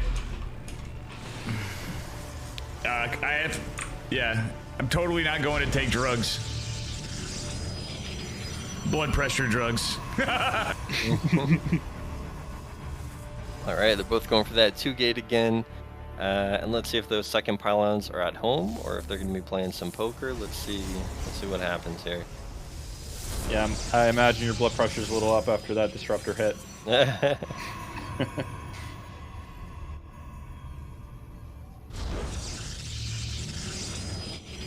All right, second pylon's Things look at pretty home. normal so far.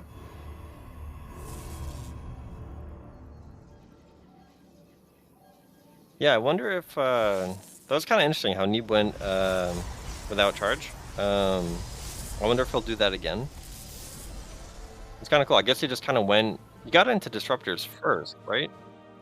Yeah. Yeah, he went into disruptors before blink. I mean, before charge. You get the DT tech at the same time. He was spending really all of his gas on the stalkers at that point. Right. So I'm hoping we see another macro game, guys. I'm back. And I wasn't joking about that. I did forget to, I was a little nerved up. And, you know, when you got a lifestyle like mine, you know, where you're sitting on your fat ass too much and smoking cigarettes, drinking beer, too much coffee, you know. You got to start taking blood pressure medicine. Yeah, and then playing StarCraft. Enough for your heart anyway, as we all know. Yeah. Man, so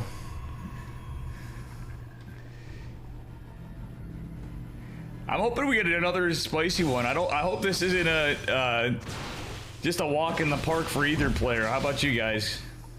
Of course I'm looking for a good game, but looks like that's gonna be what happens here because they both expanded at this point, so nothing cheeky going on here. Yep. And Pashka, thank you for the resub of 6 months. Heaven, while you're in voice too, please tell me you weren't drunk the other day going on full-on Dave Simp mode the other day. I appreciate you, but dude, you know, that's totally unnecessary, man. You're Bro, it was funny, man. Like, you had a good time at least, though. But thank you, yeah. dude. Yeah, no worries, man.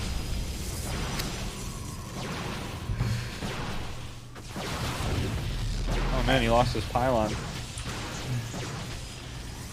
Actually, support him, so he's not actually going to be able to fight that right away. Well, actually, he's pushing down with the third depth. Oh, the adepts are actually going to be pretty helpful. Look at that.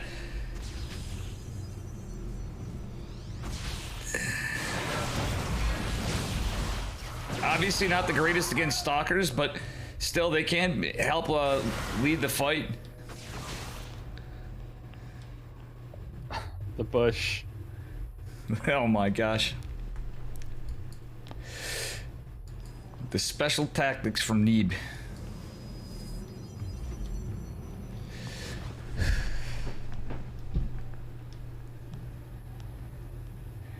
Now you two laugh, and now it's like next to an impossibility. But hopefully, if world events change a bit, you know, it would be amazing for the StarCraft world, even What's for that? like one event, to have the return of White Raw for one event. You know what I mean? Yeah, I mean, that would be awesome. I just hope everything's going all right for him on his side of the world. I gotta say, he's been covering all this stuff going on over there pretty well, all things considered, which is pretty awesome. So, shout out to that dude.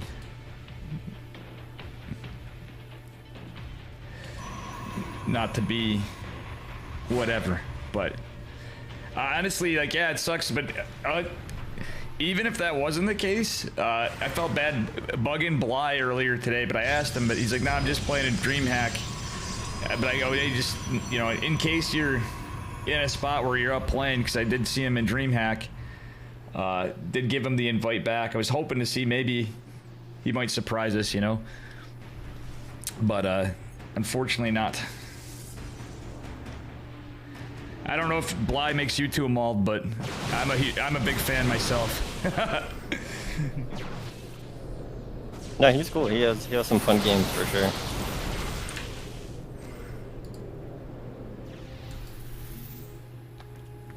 All right, yeah, they're just kind of, you know, they're just kind of building up. Forge is going down. They're going to be getting their upgrades. That's kind of the sign you're in for a longer game.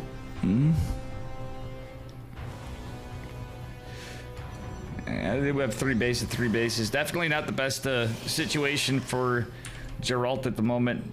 Need with Blink going into DTs, but Geralt with the Robo Charge, I don't know.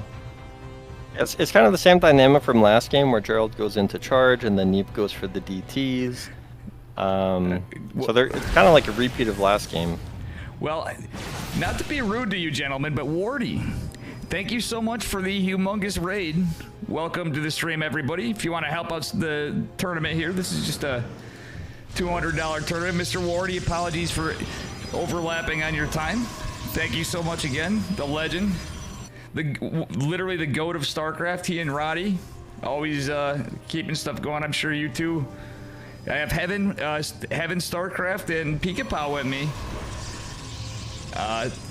2 huge StarCraft enjoyers, but thanks again. Sorry guys. Glad I took that medication before.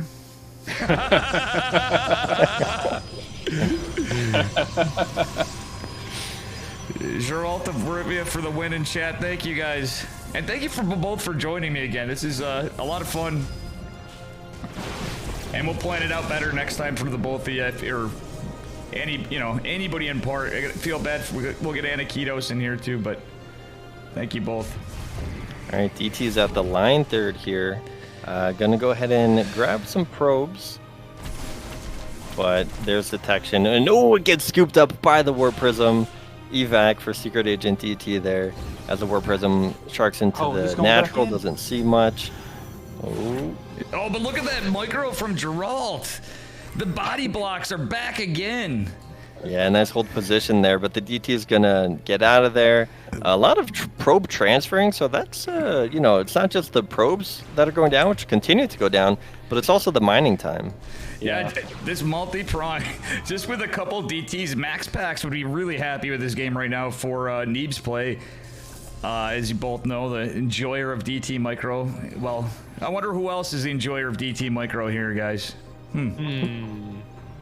Does his name start with a D? Maybe. And guys, also with us, I have to say for chat, we have Anakitos Mavi casting out of the side, and Indy Starcraft is with us on the Polish side of the cast. Right, so Neeb was able to sneak out a fourth behind that DT harass. He was a little out of position, but brings the army down in time to defend the Nexus here. Zealots are getting on top of those Stalkers, doing big damage. And yeah, it looks like Geralt is in retreat. An aggressive blink forward by Neeb takes out more of these Stalkers. And things are looking really good here for the Red Protoss. Yeah, very unlucky for Geralt. Oh my god, he even has his tech in his third. Yeah, I mean, losing that would be really rough here. But, with twice the armor supply, Neeb is trying to just lean into him, trying to win this series 2-1 and push forward in the tournament. Cancels those Zealots as the pylon goes down, targets the Robo.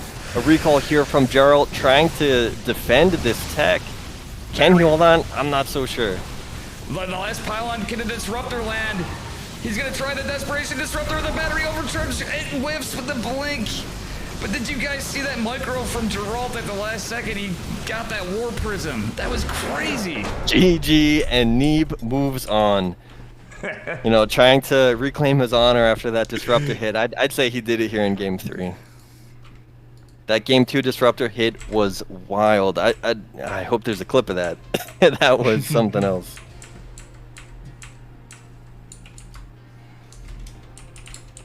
All right, who we casting next?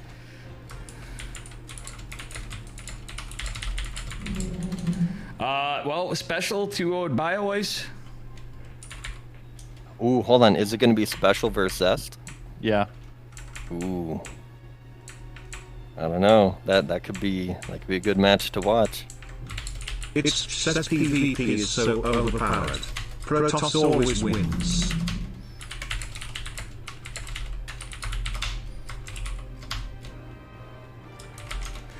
Yeah, PvP. I had to give Geralt a little good wishes here for his amazing disruptor hits in the previous game. Everybody, I wish you all came in for that. That was something. Probably the best disruptor hits I've seen in some time, and circumstantially. So I don't know. Who do you want to see? Do you want to split up with special Zest could be cool, but what other options do we have?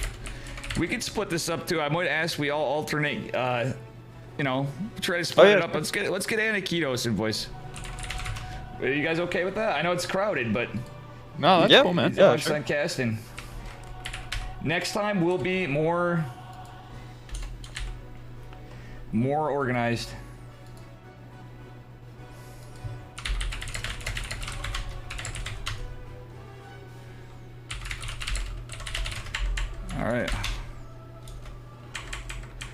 All right. Just trying to get a lobby here.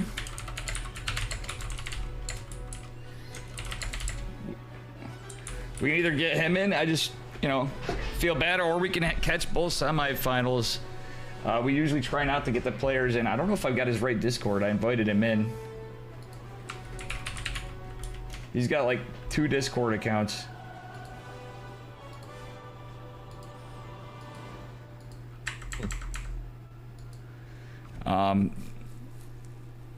69 probes to GG in the house.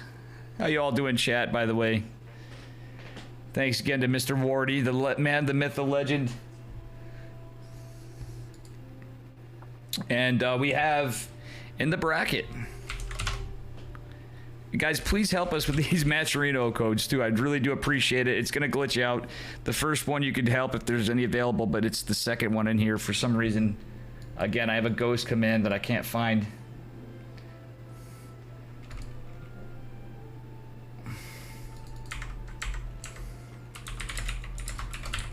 Wordy's a trooper, let me tell you. That man casts so much.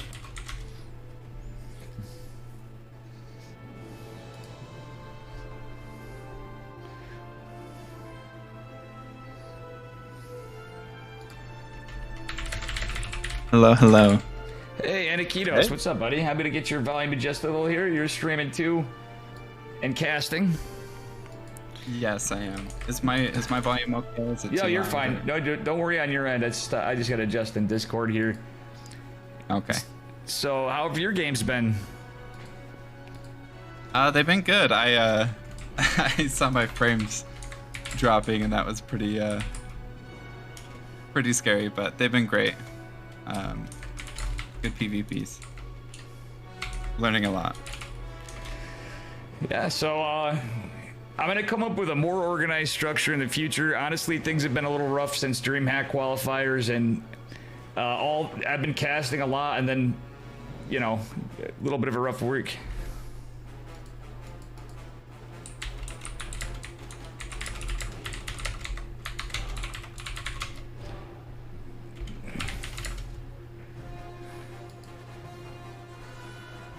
So do we have Geralt versus Hanmono now?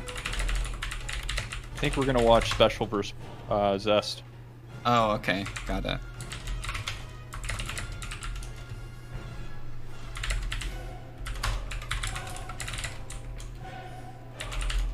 Okay, Special versus Zest. Oh, the scores were incorrectly reported.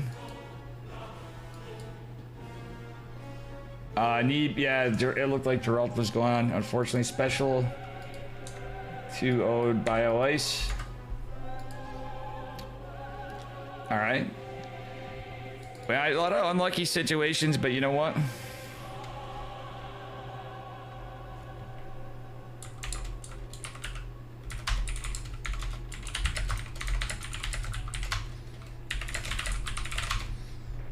Wait, we getting Special? Yeah, Special Zest. In the semifinals. Thank you, Anakitos, as well. All right, we have more play. Oof. No cast for me. Do you guys want to? I can cast Hanmono. Would one of you want to join? Would you mind joining Anakitos and cast Hanmono and Neeb? Doesn't matter to me. Evan, Pika? I'm fine either way. It looks I like would like Special's to see games- special play, but I'm down with whatever. 2-2 is probably, like, 2 casters in each is probably the best way to do it. Heaven, what's your call? I would love to join, but I actually have to step out. I have something coming up right now.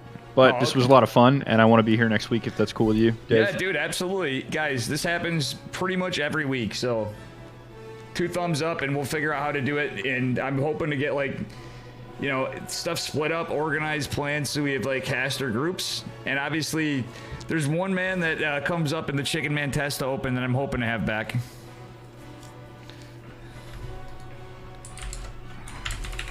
Cool. Well, sorry I couldn't stick around longer. No, I I'm sorry, definitely guys. wanted to. No, absolutely, guys. Make sure you follow Heaven. Thank you, Heaven, for your time. Yeah, no. Thanks for having me. See you guys. See ya. So, Anakitos, would you mind grabbing that one, or is that a problem, or Do you want me to join the Zest one, or do you want me to? could you get the other? Is that okay? I didn't mean to be rude to you. And we can get together. We'll get back together in the finals. Yeah, I can cast Hanmono versus Sneeb. Yeah, yeah. If you go catch them, if you can, we'll get together in the finals, all 3 of us. How's that sound? Sounds good, Dave. Thank you. I'm sorry. It's just a little bit of a shit show today. Oh, no apologies. The shit show's the standard. It's all right. Thanks, brother. All right. All right. Appreciate you. Thanks. Yeah, no problem. All right.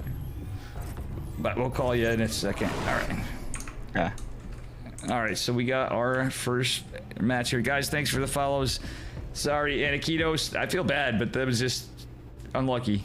You want to do the honors for this one? We'll alternate. Sure. All right. Best of 3 series in the top right corner of 2K Atmospheres. Hailing from Korea, it is Zest.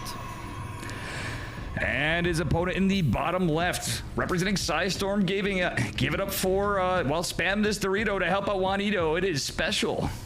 And sporting the teal. Yeah. And guys, if you want to catch the alternate side, it's Hanmano versus the one, the only Neeb.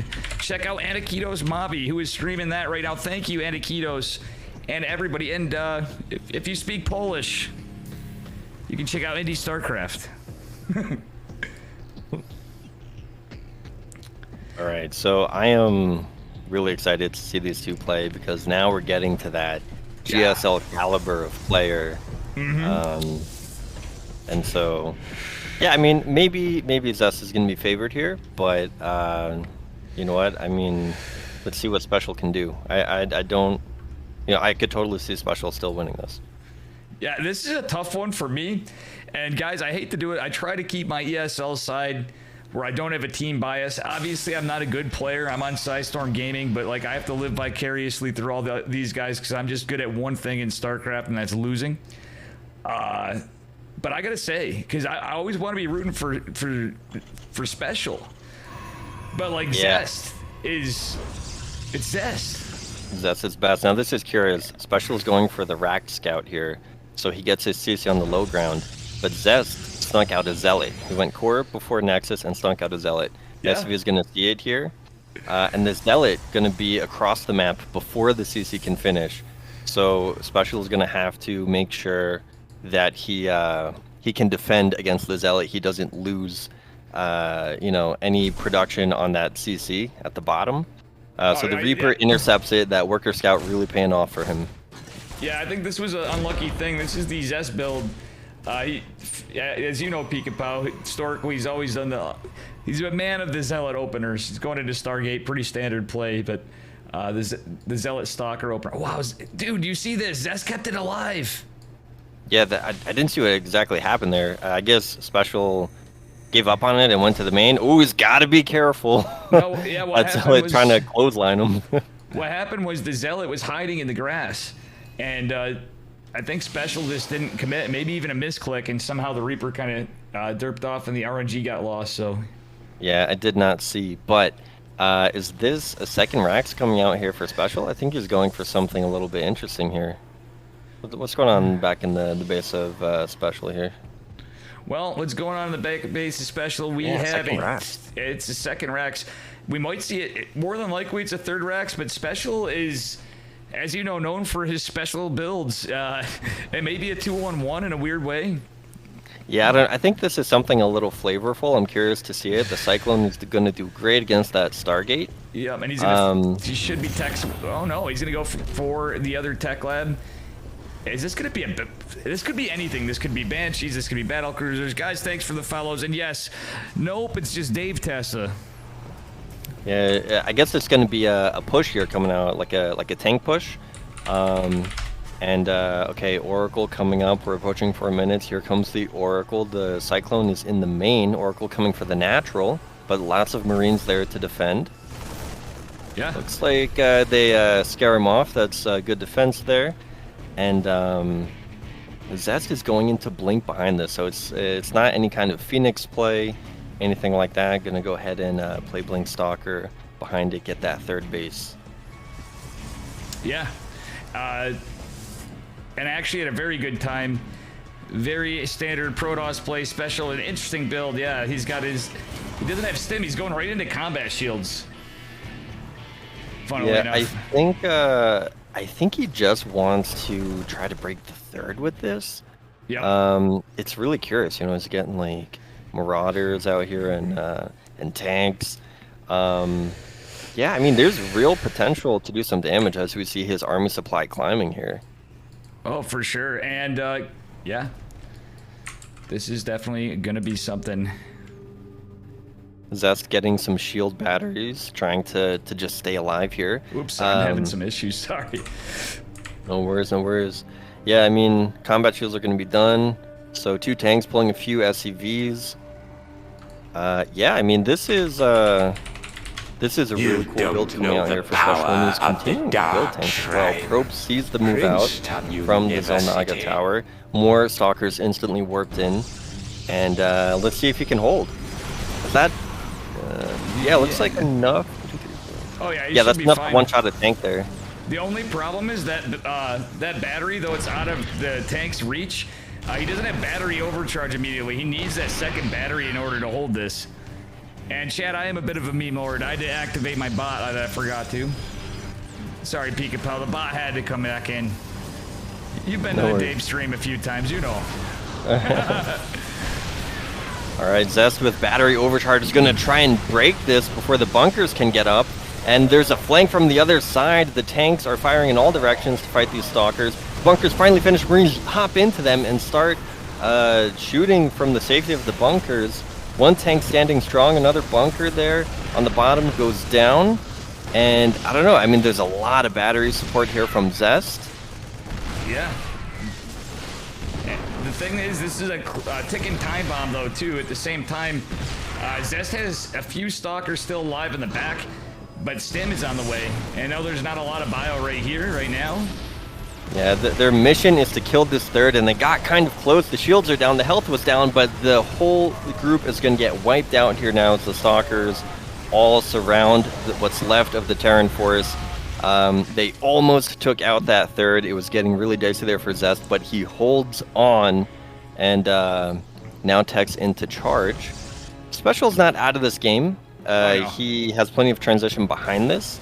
Let's see if there's any counterplay here from Zest. I'm not so sure. Well, the thing is, what I don't like out of Special's position, though, is he didn't go into a 3cc build. But he obviously knows what he's doing. Special, usually, admittedly, a huge 3cc build kind of guy. He's going into the 5 racks follow-up. So he's on, like, almost not really a 2 base all-in. Still a time that you'd get your 3rd CC, but look at this. He's got 25 worker saturation. I think he's going to, like, literally get this concussive shells, wait for the +1, and he's going to hit with a timing attack and pull the boys off the natural. Yeah, I mean, there's no Colossus out, so that makes things like SCV pulls a little more effective to kind of sandbag the Zealot charge. Zest sharking around here, making sure that no third is going up. Zest knows that Special's still on 2 bases and probably looking to push. He might just get aggressive on 2 bases and try and end it. Oh, look at this, I don't though. know. Everything's going good for Zest. He recalls. He scouted the drop with the probe on the Zelnaga watchtower. Very good stuff. How you doing, Yeah, Craig? Zest comfortably mining on 3 bases here. Gonna tech into Storm. And if that Storm is done before Special gets across the map to fight, then that Storm is really going to be bad if there's some kind of SCV pull. We don't know for sure that he's going to do that, but he does have more SCVs than 2 bases can even use. Yeah, and Zest just has the army supply advantage, though. As nice as this +1 is, we do have 1-1 coming other than Psionic Storm for Zest, too. That's, if he can get these chronoed out, he's going to be in a pretty good spot, I think, honestly. As much as, yeah, there it is, the Boys Bowl, and in fact, it's the entire mineral line, Pika Pal. It's pretty nice. But Psionic Storm on the way. Yeah, he has some high Templar. Yeah, Storm finishing up here. I don't know if there's enough energy just yet to Storm, but they're in the Prism, and even just having that threat will cause Special to kind of juke and jive and be wary of that Prism. Shield battery overcharge. This is the moment of truth. Storm comes down. Good pullback there from Special, but that other Storm lane's huge in the center of the Terran army, and Zest is overwhelming this force here. It's a bitter fight. He blinks forward, takes out the tank. High Templar turning into an Archon now that they've stormed, but there are tanks in the backline here.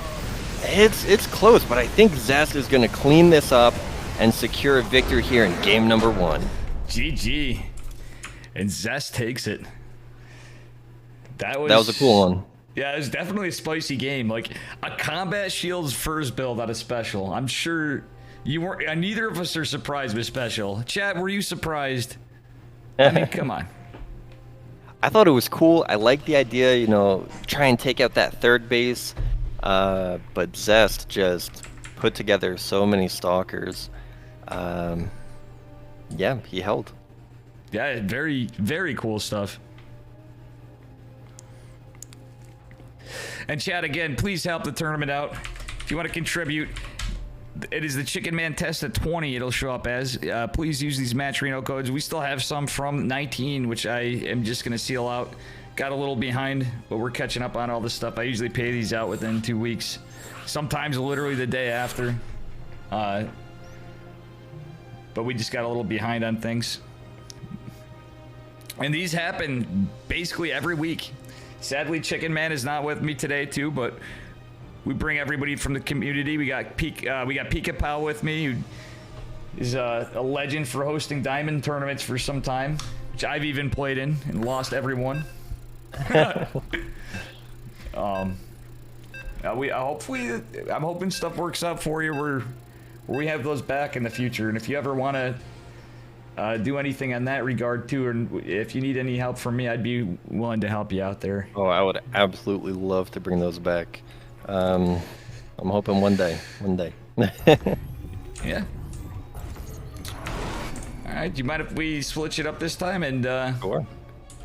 All right. Spawning in the bottom right-hand corner of Blackburn, representing Dragon Phoenix Gaming. Give it up for our pink Protoss. It is Mr. Zest. And on the left side of Blackburn, Terran down but not out. Can he pull it out this time? It is special. And look at this. Not another thing. When I say we're not surprised, Special's capable of anything. He's going immediately for the proxy racks opener. Yeah, I mean, we'll see. I don't think Zest scouted last game. At least not across the map. He might have scouted around his own base. But, you know, with one gas, it's looking like, you know, this might just be a Reaper. You know, just make it, oh no, 2 gas. Okay, yeah, so it's looking like Reapers. Or it could be something more creative, I don't know. Proxy 111, like, sky's the limit here. But, I don't know, we'll see. Yeah. Damn, this is gonna be obviously a very aggressive build. I don't think it's gonna be proxy 111, but we're certainly gonna start out with the. It's got to be a 111 build. Definitely a Reaper opener. Obviously not something like Proxy Marauder. We didn't have that second rack swap, and you'd only go with 1 gas at first. But this could be pretty spicy. Is he going for eBay? Oh, he's going for a supply depot block. Gotta love it. I guess he didn't have enough for the eBay at that moment? No, he didn't. Yeah. Okay. Oh my Do what we god. can. Now he sees the gateway spinning there, so yeah, the Zealot comes out. Yeah, I mean that's a significant delay on the Nexus there. But part of that delay is also because of the Zealot.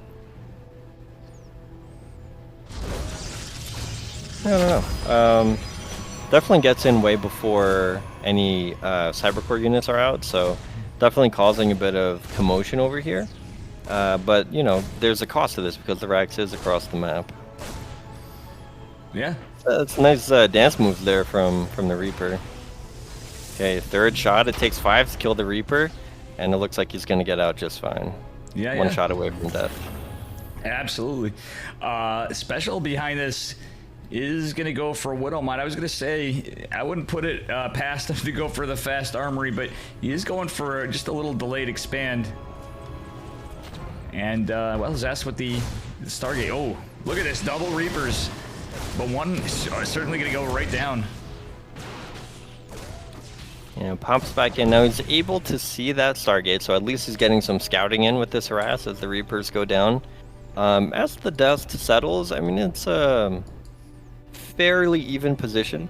And now, I mean, I don't know. I think I still favor Zest a little bit in this position. Yeah, I mean, realistically, We don't have any tech behind the starport. You know, so there's no reactor, no tech lab immediately. Literally special just using Widow Mines and Vikings. And well, with that said, that's a dead Widow This is Mine. starting to snowball a bit. There's no bunker. That mine at the top of the ramp, since there's no blink, could really get a stalker, but Zest knows that there are mines out, and look at this. Oh my god, what a gamer. Anticipates it, and so sends the Zealot in. No detection, no vision up there, but knows there's probably a mine at the top of that ramp. I love to see that. Look at this Widow Mine micro, though. That was actually pretty cool. I know. It even saves the mine. Oh my god. Look at that little mine blending in with the SCVs. Like, yeah, I'm a worker. Don't shoot me. Oh my god. Welcome, Boss Starcraft. Welcome, new people. Thank you for the follows, guys. This is some good, very good quality StarCraft. Yeah, I mean, this is definitely getting wild. Special is trying to hold on here. The Oracle offering detection so that mine could be cleared for the stalkers to escape. That's a nice little move there. And another tag just to see what's going on. Possibly see what comes out of these buildings. But yeah, I mean, Zest is definitely in a comfortable position, already setting up a third, while Special is just now able to secure his natural. Well, And it's an odd game. You don't normally see two landed Vikings defending Terran's ramp with a Widow Mine at 5 minutes in a TPP. Well, Vikings or Take not, out a stalker. there's a third Oracle coming. Kind of a Chad move from Zest, honestly, if you think about it. He's got the one stalker, but he's got to be careful not to lose them. Oh yeah, that mine on the low ground, able to catch the stalker. So he's grinding out a little value here. That's good. And the Cyclone definitely opens more opportunities to do that. There's no blink because of the Stargate opener. Vikings can offer some vision. Zest pulls it back, but yeah, I mean, Special is trying to make something happen here. Get whatever gains he can. I love the Zest proxy right above all this, even with the Oh, yeah. Vikings. This is really cool stuff. Ooh, the slow zone not gonna let. Oh man, he almost got that stalker, but he played it safe and pulled back. But look at this behind this. We missed it. 9 SCVs and counting going down in the natural and the main of Zest, or of Special rather. This is man, what a scrap fest. Yeah, you know what might have actually happened there? Because of the oracles, it might have been a select all army just to get the Cyclone back over there to clear them out. And yeah, Special certainly on his back foot now. He is down 22 workers. Though he does have a pretty good army supply. It's just in, well, now it's in the biome war at least. Yeah, but combat shields and stim still a ways away. This army is going to come into the natural here. These are plain Marines fighting. Yeah, I mean, there's some Marauders in the mix, but those Oracles are going to town on the SCVs. Yeah, absolutely. All right, Special holds on for now. Behind all this, Zest has been mining on 3 bases, has quite the economy, you know, teching into charge and just building up more. Yeah, I mean, look, Special isn't totally out of this. He has half the workers, but, you know, maybe he can make something happen. There's no splash yet here for Zest. He is getting a lot of gateways, but if Special can make something happen, there's still no blink. Maybe Special can take advantage of the fact that there's no blink and no Phoenix. Right. Well, that being said, I have to answer this question for chat. Is Zest really playing at 6 a.m. Korean? Yes, he is. This is not a replay. We're on a 2-minute delay. On the Polish side of the cast today, which was an interesting surprise, we have Indie StarCraft. This happens every weekend. Zest has been coming back in. We started it an hour early, which is what kind of allows Zest to be in here. But yeah, absolutely. We sometimes get BN will come in and play these sometimes. So yeah, this is actually live from 2 minutes in the live future. matches here. Yeah, that is quite a defensive line there for Zest. I don't know if Special's going to be able to break it. Like he's got to be feeling the pressure that something needs to happen. But yeah, Guardian Shield, Shield Battery Overcharge. You know, everything's set up there, ready to go. I don't know. Even some Archon's going to be joining in now. Yep.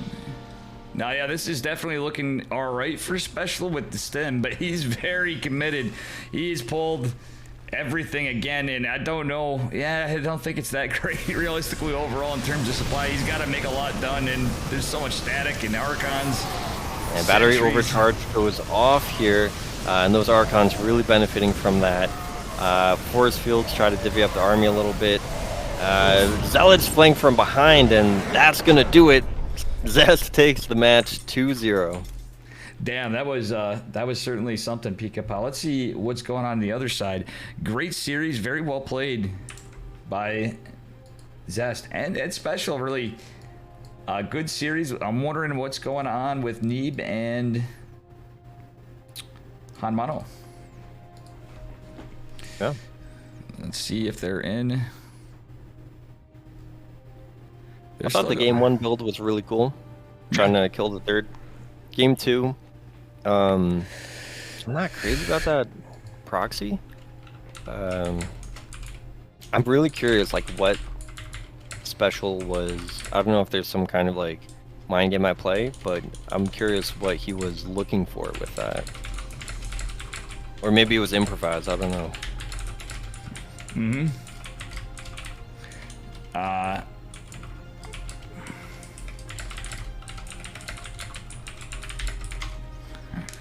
Yeah, I just had to take a moment. I answered chat via chat because Megalomania here is saying, you know, Clem would stay up all night.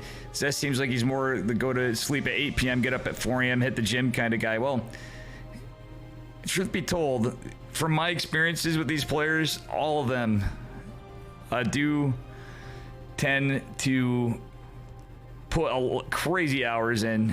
Neeb sticks to his schedule because he's focusing on school, but he's not retiring from StarCraft. And he actually likes these tournament times, being a New Yorker like myself. Whereabouts are you at again, Pika Pow? I know I ask you that like every time I talk to you because it's been a minute too.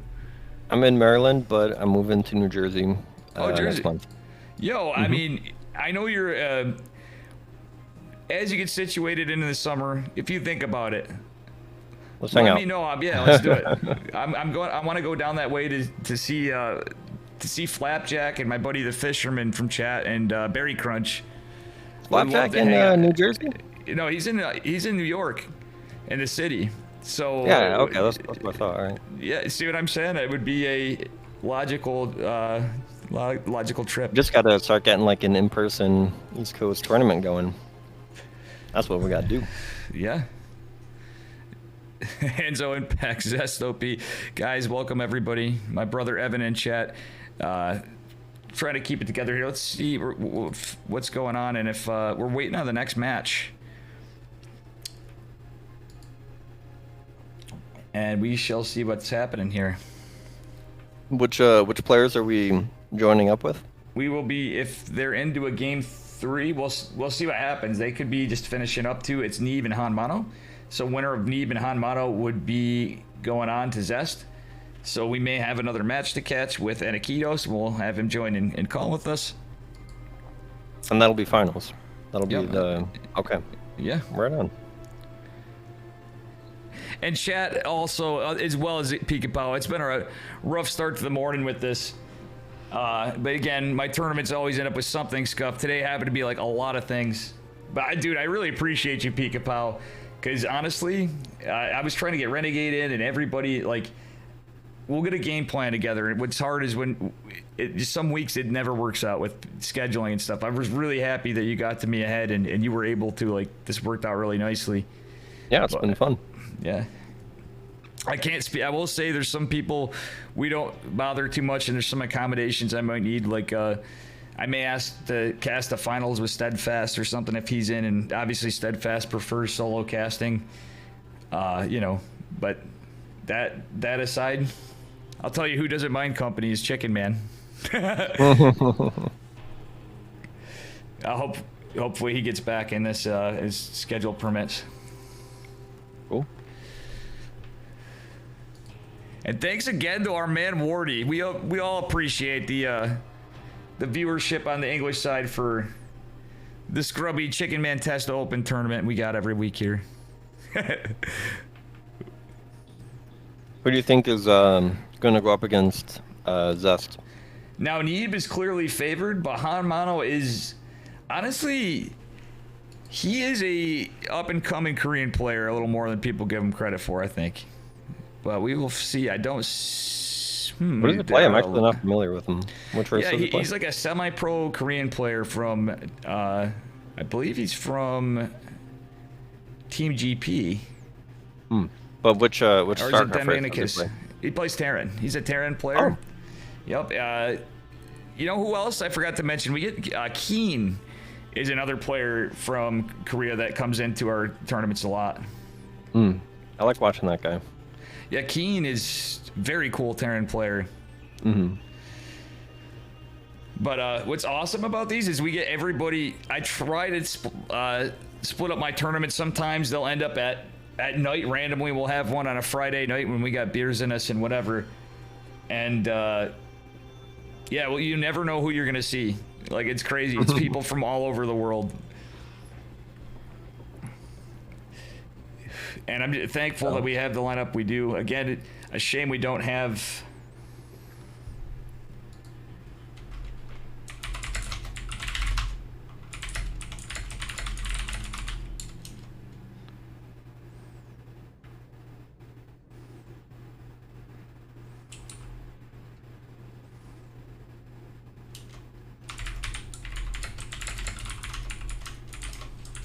It's Zest versus Neeb.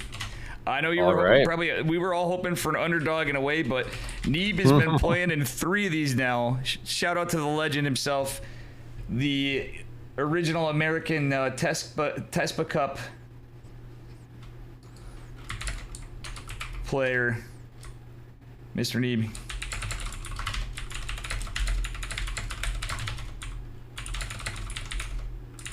Yeah, I think Zest and Neeb will be a good one.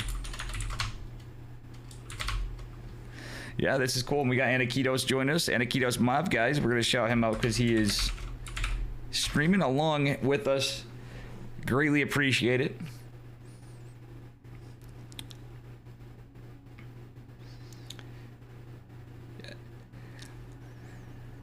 And again, no pressure, Pika, but like anytime you could reach out to me. You're fan. Right on, dude. Yeah, I might random Sundays, you know, hop in, just join in for some of the games. Okay, we got this lobby. You want to hop on that Zest one? Thank you, Pika.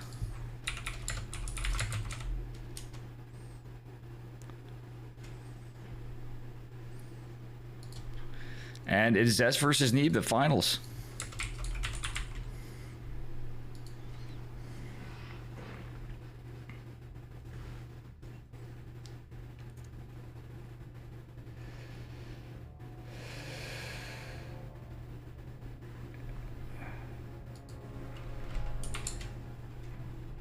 Best of 5.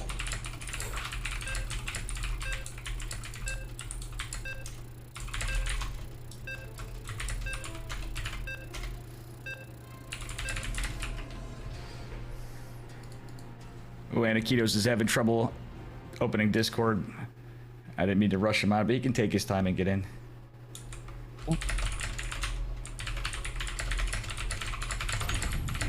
No worries, he can just hop right in here and take his time.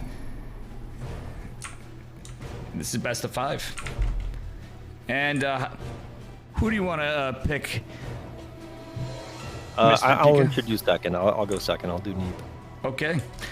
Spawning in the bottom right-hand corner of Berlingrad. Give it up for our blue Protoss from Dragon Phoenix Gaming. Give it up for Zest. And in the top left corner, in red, playing for all of the chips here, it is Neeb. Yeah, the teamless NA player.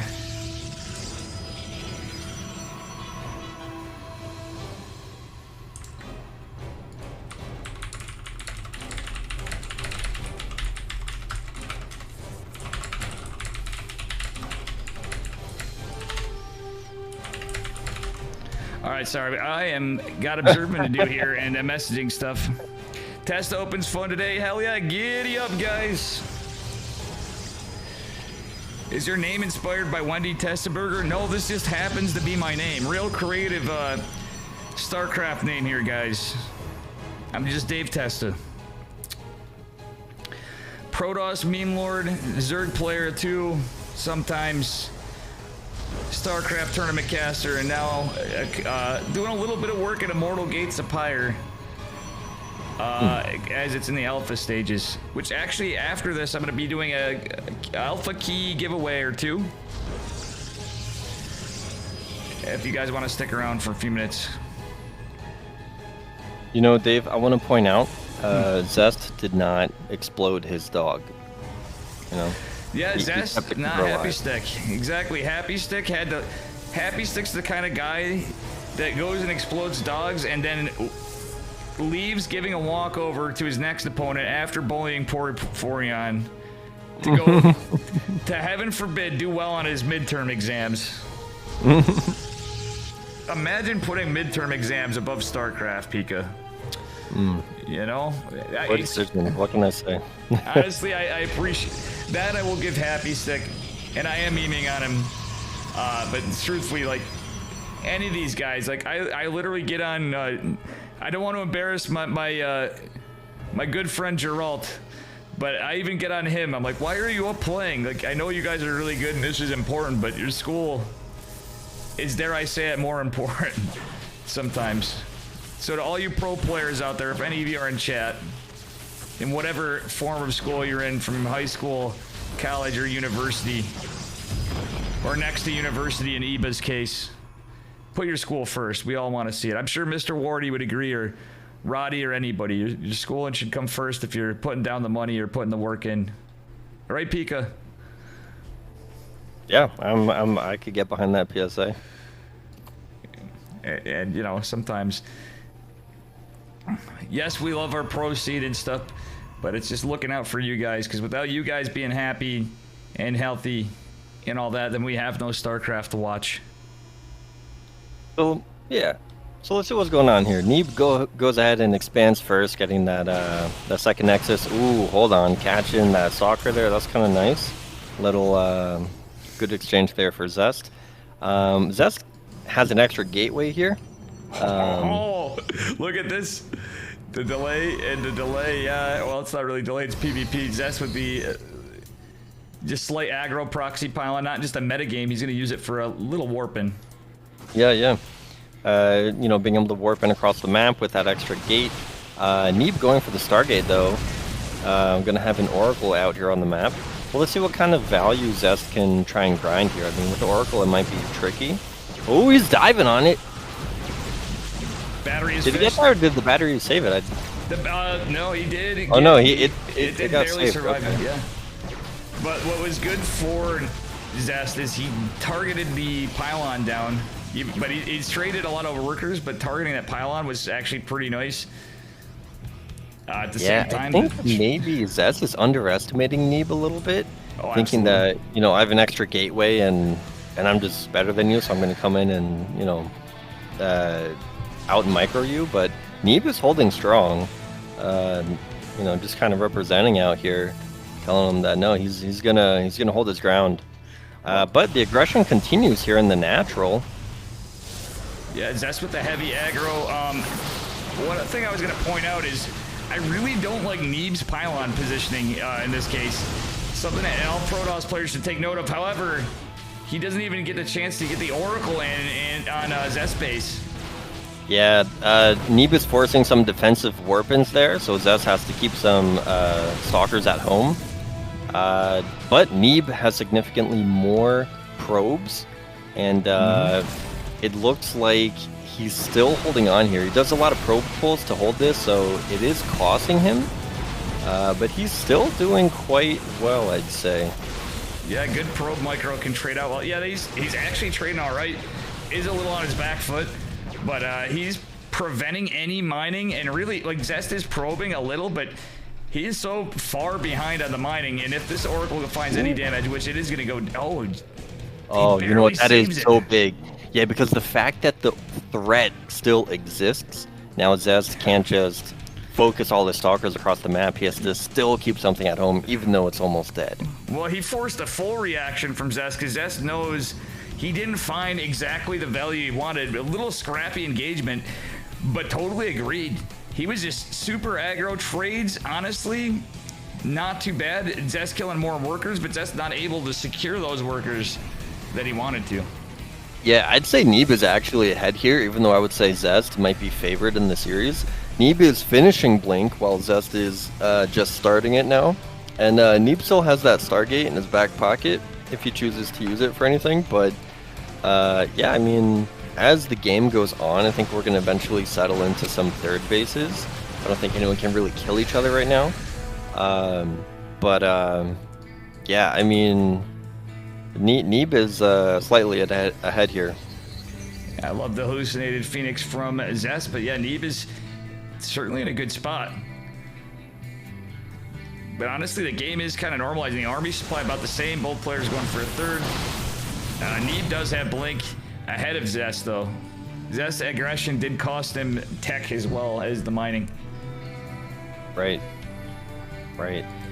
So yeah, I mean, third base is coming up here. Let's see if Neeb can leverage his Blink advantage here while this is going on.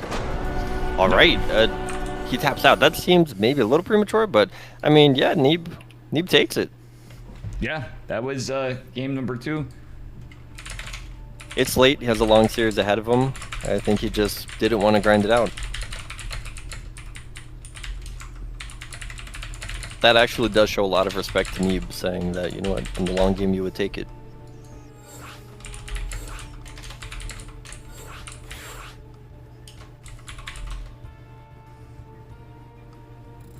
Oh, and Akitos is still having trouble, unfortunately. All right, guys. What record does Neeb have? That's... It is... I don't recognize. That is... Yeah, who is that? It's got to be a Protoss player. It would be kind of funny if he had the was Zest I portrait. think it might just kind of actually play a be. mind game. I'm seeing the glasses. I think that might actually be, but that is usually his icon. All right, you want to? We'll switch it up. Okay, yeah, we can switch every time. In the top right corner of Glittering Ashes, down 1 game. Hailing from Korea, it is Zest. And his opponent in the bottom left, representing not just the United States, but New York. Give it up for my man Neeb, fellow upstate New Yorker. We're only like, I don't know, 3-4 hours away, apparently. So, just saying, pretty based. Little disappointed Mr. Neeb declined my Protoss podcast series interview, but maybe one day we'll be able to twist his mind, change his mind if I can get a good follow-up number 2. It's hard to, you know what? It's hard to. I have to say, shout out to Fear Dragon for making time for the first one. It was just kind of like a random thing. We had questions. Is after I Am Katowice, which he did an amazing job joining Chickenman and I might actually bug you for that. I know you're not necessarily a Protoss, but if you had the time and wanted to do something fun, it's just an interview series with some memery. Sure, yeah, whatever. I'm game. So, sadly, we don't have Nish with us today. Nish was going to actually join us. I know you know Mr. Nish. Oh yeah, he did a ton of interviews, right, for a little podcast series. Yep. Absolutely. Yeah, that was cool. All right, so yeah, they're both opening 2 gate, and it looks like all second pylons are at home, so they're just kind of developing, just kind of a standard way here.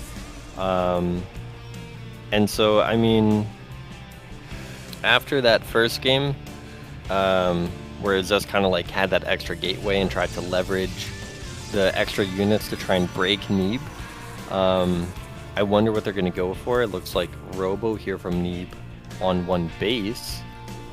Yeah. So before expanding, that's kind of curious. For sure.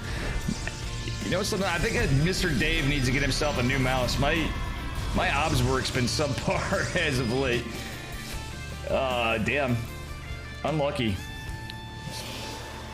Did the probe from Zest see that Robo? Does he know that he's up against Robo? I believe Zest did not get the read.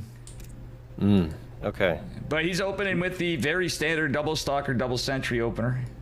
Made famous by Zest, ironically. And that's the funny thing about, even in these opens, it's hilarious. The outcomes in some of the matches will have the opposite happen of what we think, or what we'd think would happen, or, you know, like, for example, Bion with the Bion Reaper getting absolutely destroyed by something you wouldn't even think would happen, or, like, you know, the builds people are famous of getting countered by the opponent. You know, or like the opponent's using them against the person that came up with the build. Sure. It can be pretty funny. Now this is going to be a pretty interesting thing. There's a bit of a role reversal. Now Neeb is the one getting an extra gate and going for that pressure.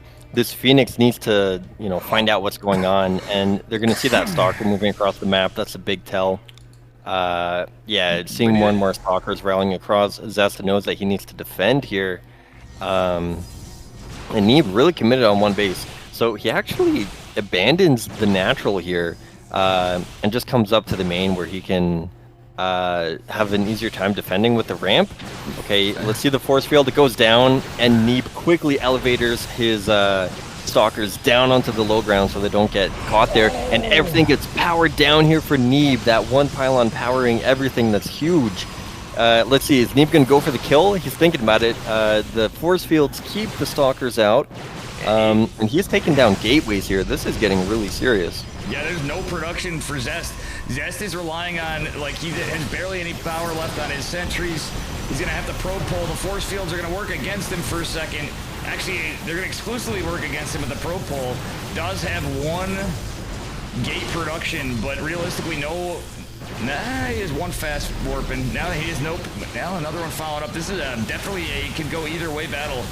But it's Neeb is playing out of his mind right now, taking down Zest, and he has so many Stalkers he can one-shot his opponent's Stalkers.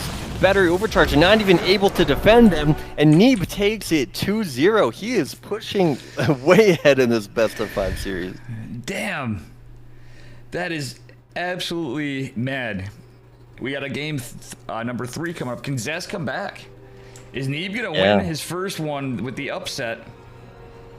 Neeb is looking so strong tonight. Oh my god. Absolutely. Neeb Zest coming in posts hot. an instant lobby link. He's like, again. Oh man, yeah, it's a steep hill for him to climb. Not impossible though. Yeah. He's got to take it one game at a time. For sure. It is, Neeb's got to be feeling pretty good about himself right now. My man Geralt, if you are tuning in, don't feel too bad. I think Neeb's just gosh darn on fire today, but Geralt certainly should feel good about himself from that second game we had earlier on in that series. Yeah, that was a cool one. That ended in fireworks for sure. Yeah. All right, that being said, spawning in the upper right-hand corner of Hardwire, wearing the blue, representing Dragon Phoenix Gaming, it is Zest. And then the bottom left, the red Protoss. He is absolutely on fire tonight. Give it up for Neeb. Yeah, very, very cool stuff. Yeah, really representing USA well out here. He's Yeah, he is. This is a is cannon rush. spicy. Let's go, Zest. Let's go. Let's go. Now I'm certainly like, all right, we don't want a quick walkover. Zest is up really late too for, you know what I mean? It's 6 in the morning for him, and Hardwire is like the best cannon rush map. I'm like really rooting for Zest in this one right now. I want him to win this game. Partially because I want more games, but partially because this is going to get so spicy and I'm ready for it. Oh, Neeb going for the Forge.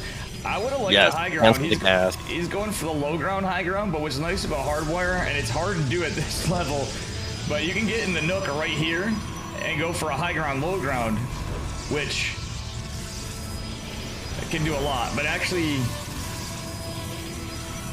yeah, Neeb's got a decent probe pull here, but Zest keeping both probes alive thus far. He's going to still have high ground vision, even with that cancel. Does he cancel it? Yes. Nice cancel there from Zest. Now the defensive forge here from Neeb is going to help him get his own cannons up. He has a Zealot on the field, but Zest already has that foothold there on the low ground, and then he's going to be able to take down that gateway. And you know what? Zest is mounting more cannons here than Neeb is pulling up here. The Zealot is the Zealot's the game changer. He's going to force a cancel. Yeah, he does get that one cancel. The Zealot half health, but this cannon is actually able to prevent one of the cannons there from Neeb. The gateway goes down, so it's really cannons versus cannons out here. And it is an absolute shootout here as photon shots are going everywhere. It looks like that back cannon from Neeb can only hit the pylon. But, you know, we take that. And now suddenly Zest doesn't really have high ground vision. So Neeb might just hold here. I mean, Zest is zapping with his probes. He's doing everything he can. But look at this. If it was just one more probe, if somehow Zest, the reason he has 3 is he pulled the one that was chasing the counter cannon rush probe or scout, what have you. He almost had a chance to out DPS the pylon. Zest going for, oh man, he's still keeping the one probe there. Recalls. I like that. I love the nexus behind this. This game is great. Yeah, he's transitioning. He's ahead in workers, and I was going to go ahead and transition behind this. So, I mean, technically, you know, he could make a real game out of this. Yeah, he killed 5, lost no workers, and forced a lot of static defense out of Neeb. Though he's behind on tech for a bit. Yeah, he's going to be in a decent spot as long as he gets his defense mounted and can get some units out. You know, I've found that some of the greatest games start from sketchy, scuffed, scrappy openers like this. Yeah, this could end up being a 30-minute game for all we know. And thanks for the follow. Vodka 7-Up. My man, Dave, an enjoyer of the booze. More of a beer guy, but hey. What are you going to do? Dave, I want to start a wish list for you for this game. For us. Let's I want to see Tempest. Tempest, that would be I want to see DT Blink. Yeah, I want to see it all. I want to see it all, Dave. I want Cares. I want the Golden Armadas fighting. I want walls of cannons, walls of them across this map. Yeah, I mean, let's see what we get. Funnily enough, there's no high ground for these 2 cannons. The Adept's able to put some pressure in it. Well, Zest is going to potentially have some stalkers by the time this comes out. Yeah. This is one instance where I wouldn't have hated to see him build a defensive cannon possibly, but I actually like this move from Zest. Look at, he's making this ghetto wall of 2 pylons. He's going to drop a 3rd to block the shade, and he's got 2 stalkers in deep. Oh, wait, it's just in time. Right. Because he knows those were depths there across the map, so he knows that he needs to be ready for this kind of play. Now, they do get into the natural, and they actually take out 4, possibly 5, depending on the targeting. It's hard to hit him in the clump, but he does it. Even gets up to 6. Honestly, that's some real damage. This is where the game gets dicey, though. So, Neeb actually on 2-gate Robo with a Warp Prism coming out, shutting this all down for Zest. That's an extra pylon for him. Now we're kind of like in a repeat. Funnily enough, this game turns into a non-proxied version of previous games we've seen. Yep. So now Zest has to defend. Oh god, this game is something else. Yeah, the burden is on Neeb to get something done. He does have that War Prism. He's going to try and break him. Even getting a Void Ray here, which, you know, it's a little bit nerfed recently, but, I mean, it still does really good damage. So Zest going to try to find pressure with the Oracle, but funny enough, if he missed postures, there's a photon cannon to defend, and it's already taking some damage from no real pathing across the map. And yeah, he's got to get the angle. The Void Ray could help with this fight, though, for sure, because there is a Warp Prism, but that's so many Stalkers. Oh, yeah, that's a lot. Neeb is really putting the pressure on. He doesn't want to let Zest have it. He's going to come in here and start targeting down buildings, but the Void Ray is here. The overcharge on the Void Ray isn't used, but the battery is overcharged. It looks like Zest is waiting for it. I think he just wants the speed on the Void Ray to be able to retreat if he needs it. Yep. And yeah, I mean, the Stalkers are targeting the Void Ray, and because of that speed, it's able to back out. And they're diving deep. They're really trying to get it now. He overcharges. He has nothing to lose. He has to kill these Stalkers, but they're scooped up by the Warp Prism. Probes are pulled to help hold the line here. But honestly, I don't know. It's looking lost dicey. a lot of workers behind this too. Zest on 2 bases. He can just hold on. I hope he holds on to the last second. This game could go either way. There's another Void Ray. This is crazy. Oh my God, Yeah. Zest just cleans it up, I think. I think he held. He's doing it. He's holding, and he's a base up. Zest takes game number 3. What a back and forth. I'm loving this series. Let's fucking go. We're going on to a game number 4. This is what we want to see. My computer's lagging out. We don't want to see that. Imagine being a guy that streams as much as I do. He's running a 1650.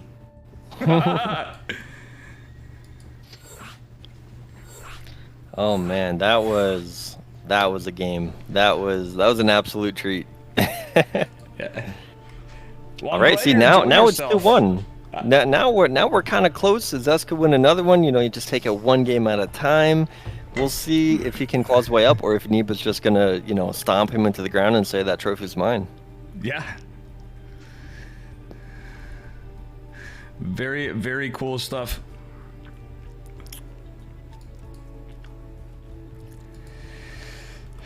Man. So are you glad you made time for this? Oh yeah, man. This has been great. Absolutely great. And I love that Neeb got to the finals with his platinum portrait. Yeah, man. With the yeah, you're like, it makes it all the better. I think a well-deserved event to cast for a man that put so much time into Scuff Diamond League games. See, this is my thank you to you for putting up with scrubs like me. You know what I mean?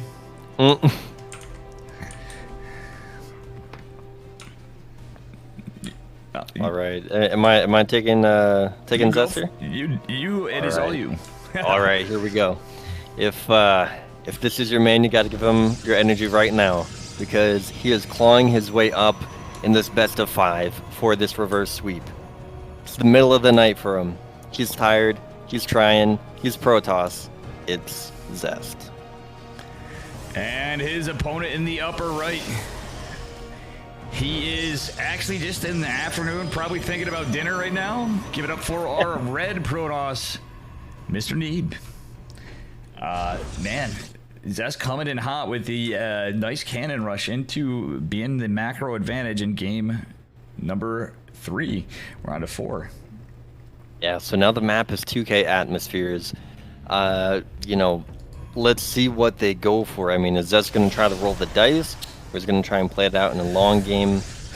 They're both going for that 2-gate opening. We'll see. I don't know. I kind of want to see him roll the dice with something. Let's see where he puts his second pylon. For sure. Yeah, Zest maybe. I want to see a little pressure, but I want to definitely see just some good stuff. We're all hoping for just spicy games, and however they are. Man, just a lot all around here. Dan Macko, welcome, you legend. Chat, I want everybody here to do the exclamation mark Dan Macko. I disabled the graphics, but we don't mind the cast being a little interrupted because the guy's a legend. He keeps these tournaments going. And no joke, Pikachu. I have some of the most supportive Twitch chat for Awesome. just being a regular scrub-a-dub streamer that literally are helping keep StarCraft alive on another front, you know? For regular folks like you and me and these legendary players. Now, Zest put his second pylon out on the map. I'm curious what he wants to do with that. Neep playing Stargate on one base. It looks like Zest is going to catch that. It's going to be Twilight here for Zest, so maybe going for the Dark Shrine. But now that he knows it's Stargate, he knows Oracle is a possibility. Who knows? Who knows? I think Zest more than likely is going to open with a Blink opener. metagame pylon possibly, but it could be a Dark Shrine. The tell, there's no probe going back there just now. It could potentially be one after. But realistically, I think he's just going to go into a blink build. Yeah, he's going to probably go into, he may even go 4-gate blink. It's going to be 3-gate blink. But yeah, I think it was definitely metagaming because it was like, oh, my second pylon's missing. But it might have been that he was leaving his options open. So it was like, okay, if you go at Twilight so that you don't have detection, then I'll go DT. But if you go Robo or Stargate where you're going to have good access to detection, then I won't go DT and I'll just go blink or something. So Neeb is scouting out all across the map. He's using the Adepts. He's using the Probe. He's taking the Watchtower. Zest going back into Proxy again. That Probe, I don't think was... It looked like it was scouted, but it's not... Zest may actually go for a DT follow-up? Or no, he's just going in to get... He's used slow pylons in places like that to just kind of work in reinforcements. Yeah, exactly. So it might be something like that. And funnily enough, that pylon placement, it's not just a metagame one. ZVZ, Festival of Excitement, Gato Incognito. Listen, I try getting us some Zerg players.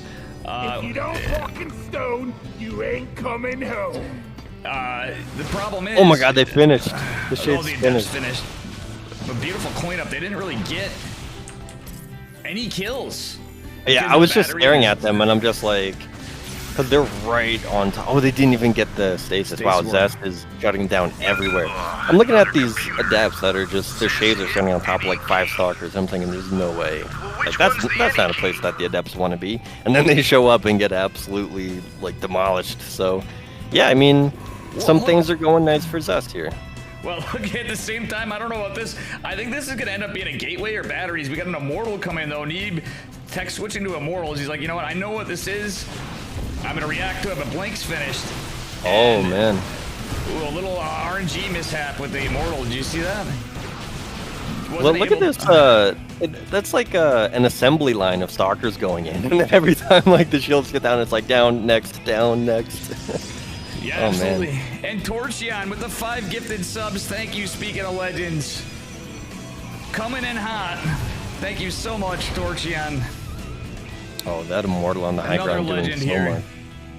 Okay, Proxy, Gateway from Neeb at 6 o'clock. There's a lot of proxies all over the place. A lot of Protoss players building their buildings wherever they want. And yeah, Neeb also has an Oracle parked behind the main of Zest. Yeah, so there's a couple points of contention here. Zest does have those 2 Blink Stalkers, though, to defend, in addition to the battery. So, Stalkers for the Stasis Wardy, in honor of Mr. Wardy, and, yeah. Yeah, Zest really getting ahead here. I mean, he has such an arc. He's just sitting in an arc outside his base.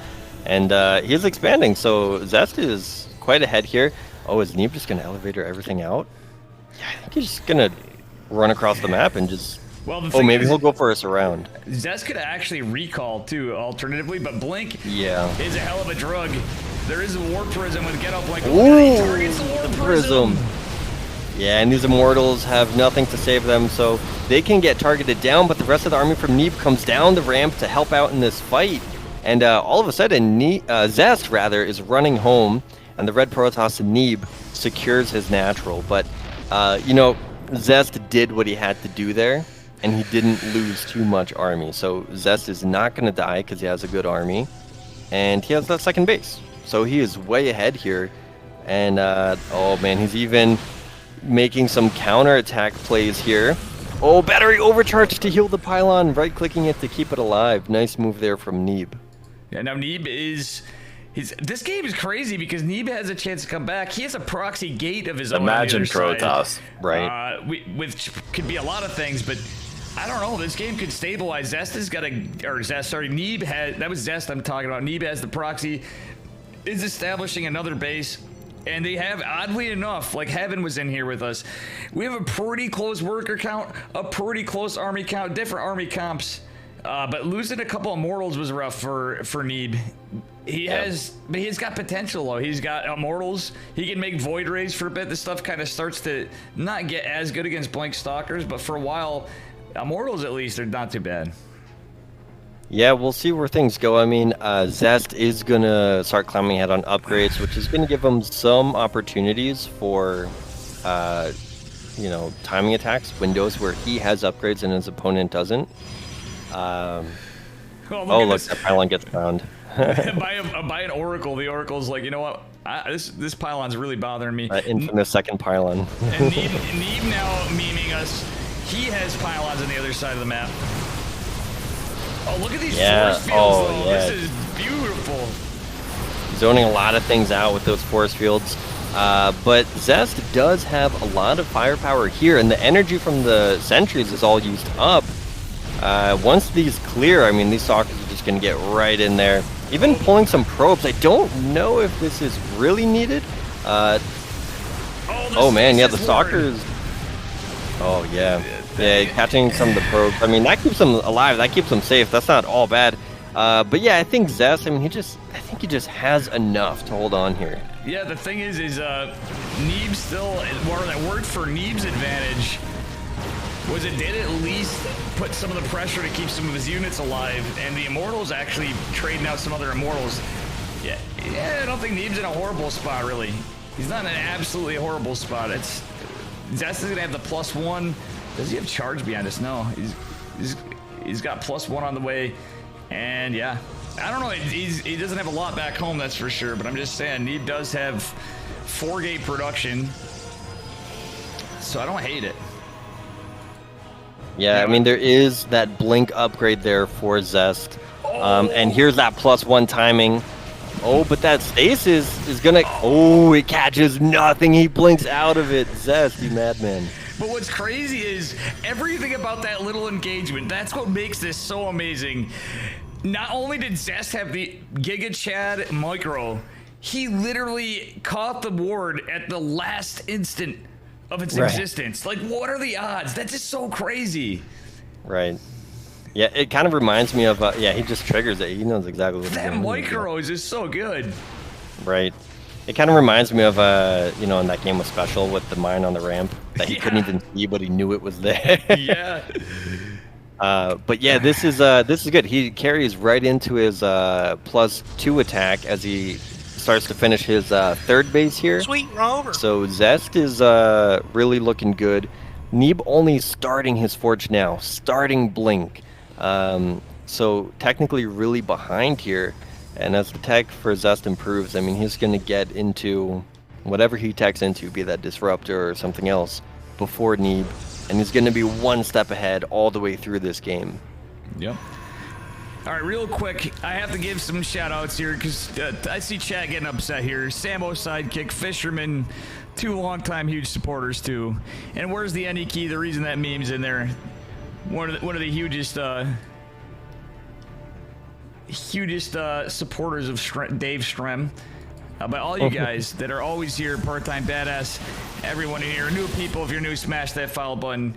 With me is Pika Pow, who's doing a fantastic job tonight. And yeah, hopefully I'm hoping Zest comes in. I'm hoping we get a game number 5 because this is it. Yeah, right now he's finishing up his +2, trying to leverage a 2 upgrade advantage to get that timing. It's about to finish. Oh, he's taking the fight a little bit before he has the upgrade. And here come the sentries. Okay, the fight breaks out. The upgrade isn't quite there. It's a little bit of an anti-timing, but he does still have 1 upgrade up. Now he has 2 upgrades up, and now I think he's really going to start to commit to this. He blinks in, snipes the Prism. Good move. The force fields are used up, and now he really wants to take it to him as he moves into the Nat to try and break him. All in with this attack, trying to take out the Immortal. Just really committing to this fight, and he might just break him here. I don't know. Well, Pika Pow, the Observer going down for Zest is really bad because a Dark Shrine just finished for Neeb. And the Observer Wars for Saito is looking really good for Zest. Zest lost that Observer, and 3 DTs are being warped in.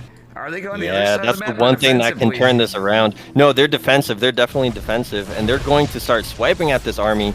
So Zest kills the 3rd, but because of the DTs, he needs to get out of there. They're faster than Immortals. And he doesn't have the energy to force field. Yeah. The ZT could have force field him up the ramp, but he's going to lose an Immortal at least.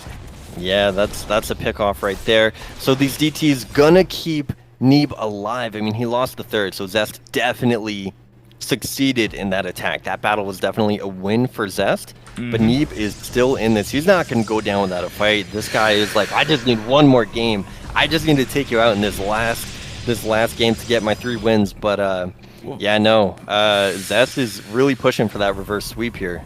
Well, funnily enough, Zest has the army supply lead, right? He did snipe a base. Neeb's still ahead on workers, but is it going to matter here in this last push with the +2 for Zest? And a predominantly gateway army with some robo units. Yeah, he jumps in now. 2 War Prisms. GG is called, and Zest is taking us to a game number 5. We're getting the full series here tonight.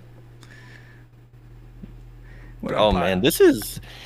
Zest is like, you know, I'm there like waiting for Neeb to 3-0 Zest, and I'm feeling a little sad. I'm like, oh man, a 3-0. And Zest is like, no. We're going to game 5. Yeah, he's like, we're not going down without swinging hard here. At least anything's possible in game number 5 now. Yeah, and I mean, being down 2-0 in the best of 5 is a really tough feeling. But you know what's also a really tough feeling? When you're winning 2-0 and all of a sudden it's game 5. And now, you know, you feel like you're throwing the whole series and you're about to lose everything. I mean, Zest has momentum, no doubt about that. But maybe Neeb can close it. We'll see.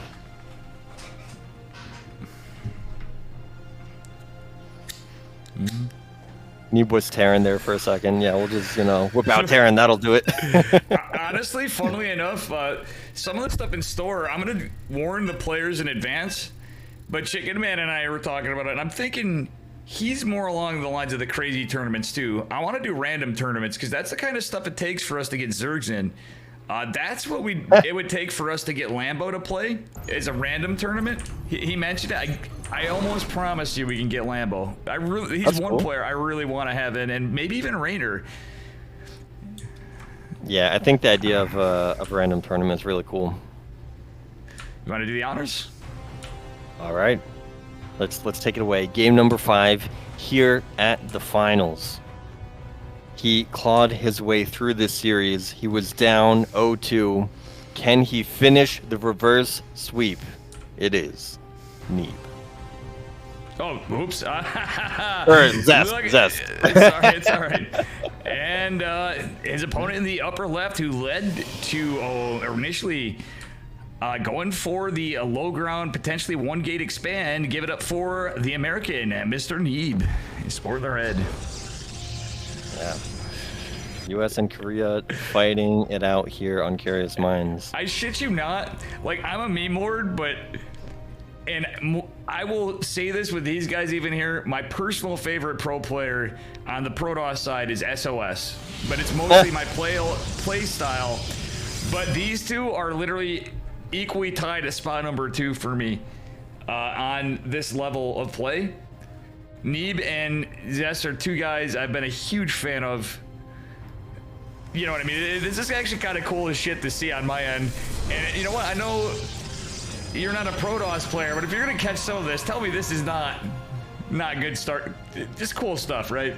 Oh yeah, I mean, you know, I love watching any good StarCraft. I don't care which races are in it. Yeah. I mean, but still, I would love to see. It's been a damn long time since I've had a ZVZ finals, we'll put it that way. Or I've definitely had Rattata actually comes in swinging. He's had some big upsets, truth be told. I will say that, chat. So if you think there's no Zerg here, never underestimate the power of Rattata. Oh, look at this, the Stargate wall. He's bringing it back. Neeb with the... Right. Yeah, they both are playing a single gate here. Neeb full walling with a Stargate, but yeah, Zest hasn't really committed to any tech. He's gonna go for the natural. Yeah. But you know what? Neeb also has his natural. So where's the money for Zest going? What does Zest have that Neeb doesn't? It looks like it's units. He has that Zealot and he has a Stalker. So he's gonna put some pressure here on Neeb. It's a Zest lot. A Zest lot. This is one of the things I love about Zest. He always uses that Zealot. But this is, you know, it's kind of a max packs kind of play too these days is what everybody thinks. But Zest has always been somebody, another huge fan of the Zealot openers. But look at this, he's actually putting work, potentially helping his opponent out. Yeah, with the battery finishing, I don't see that Stargate really in too much danger. Oh no, it's only 2 units, yeah, Zealot and a Stalker. And it's more importantly though, Zest is gonna scout an Oracle. Oh, Zest canceled his Nexus. That's huge. He's gonna try to break Neeb. Look at that. Oh, look at this. Giga Brain The old plays. bamboozle. Okay, so this is, you know, unless this goes really even, this is not going to be a long game.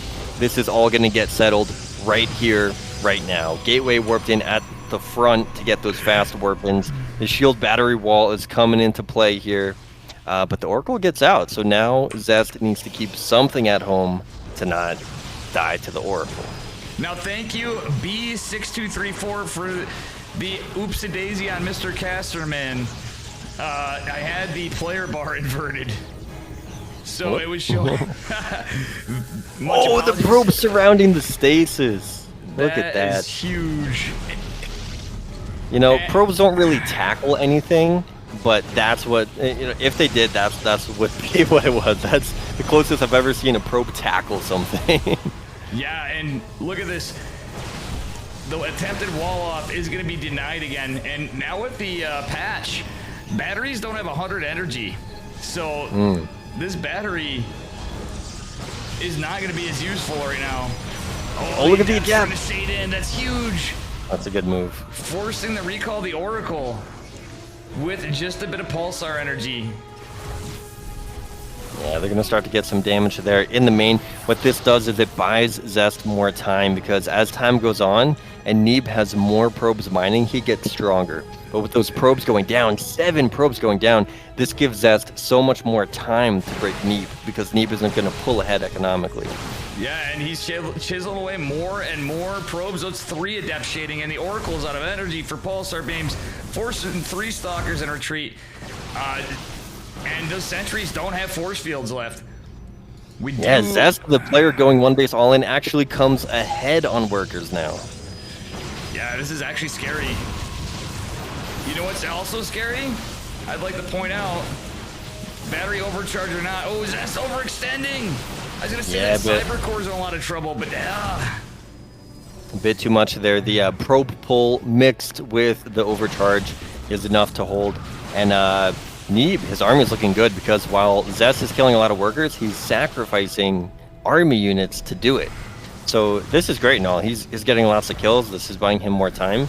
But he doesn't have infinite time here. And he needs to break Neeb or he's going to lose, because he'll eventually mine out at home.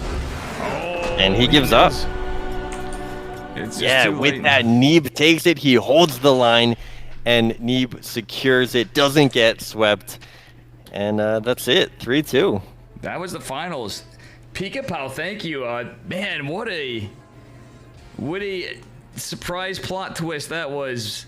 Yeah. But I think Zest might just be overly tired.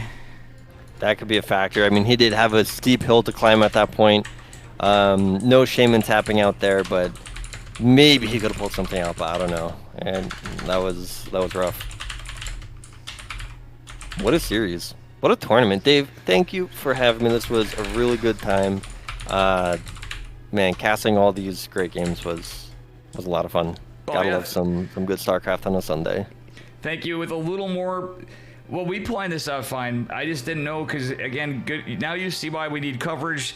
These things can go really goddamn fast, or they can drag along for... I don't know, I've had 5-6 hour ones with the same format, but... You know, it's like the ESL Open Cup Mini, basically. And I hope to have you in more. Thank you, Pika Pow. Right on. Keep in touch, brother. Of course, of course. For sure. All right, take care. You have a good afternoon. Evening. You too. All right. Bye-bye. Well, ladies and gentlemen, that's a wrap. Another one down. Guys, please and thank you. Use these matcherino codes. In fact, use this one right here. I'm going to actually copy pasta. The Chickenman Testa, these two actually.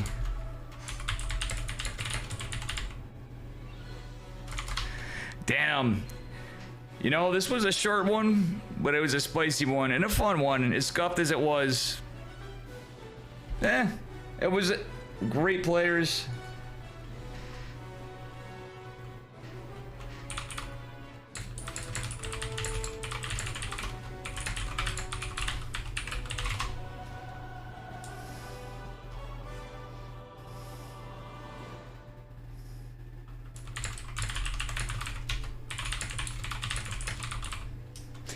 Yeah, so please use those codes. Thank you again to Wardy. Guys, if you're new here, smash that follow.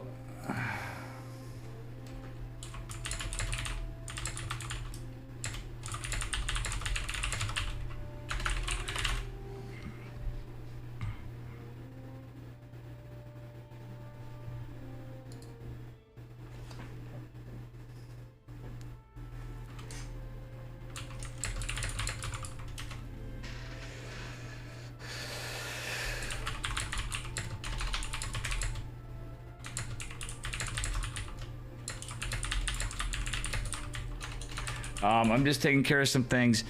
Guys, if you're in here, congrats to Neeb. Zest was played really well. Special Geralt also extremely well. Thank you to all the players. Thank you to Indie StarCraft as well.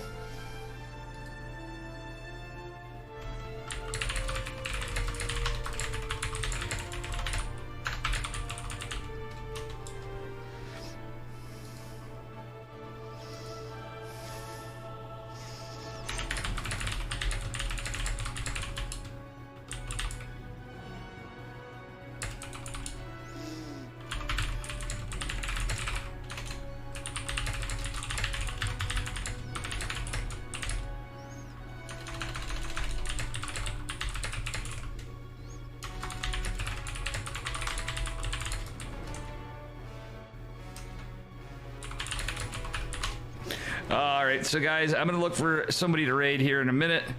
I would love to be doing more ladder. Thank you guys. We're gonna take a few minutes and we are gonna do a Mortal Gates of Pyre-Key giveaways, maybe, if anybody's active. I think it's gonna be a little shit show for that now. Honestly, maybe we can wait on that.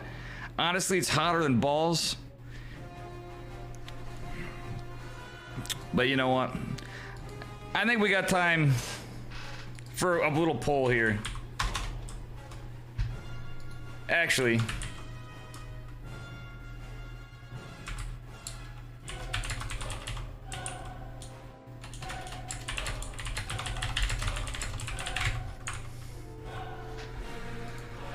I want you guys to ask me some.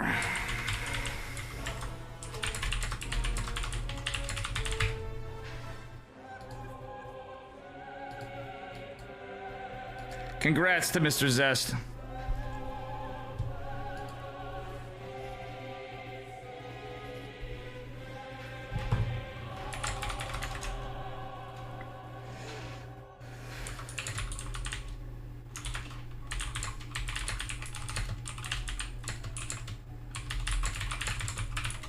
Do a poll.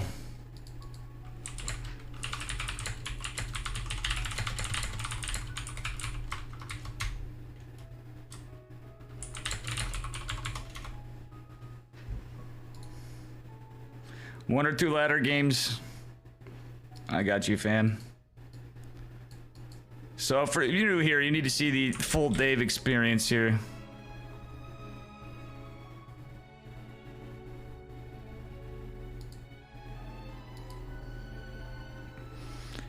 All right, let me get this set up. Geez, I would love to simplify my setup. All right, guys. One or two ladder games is what it seems to be going to. Use the poll. I'm good with either or. It's just on a delay.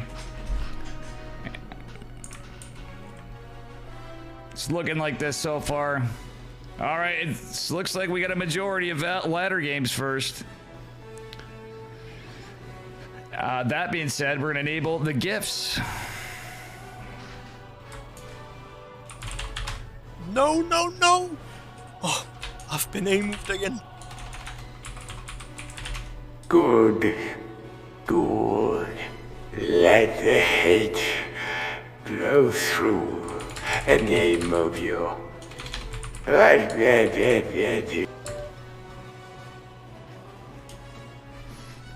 All right, and the polls have ended. Looks like we got some Dave Ladder.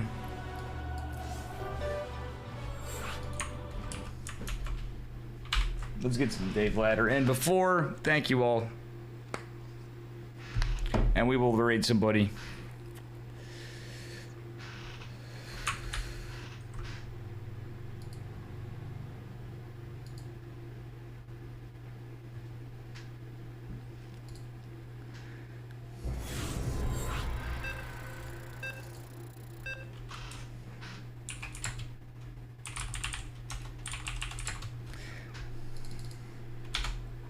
Oh my god, I got young Sally.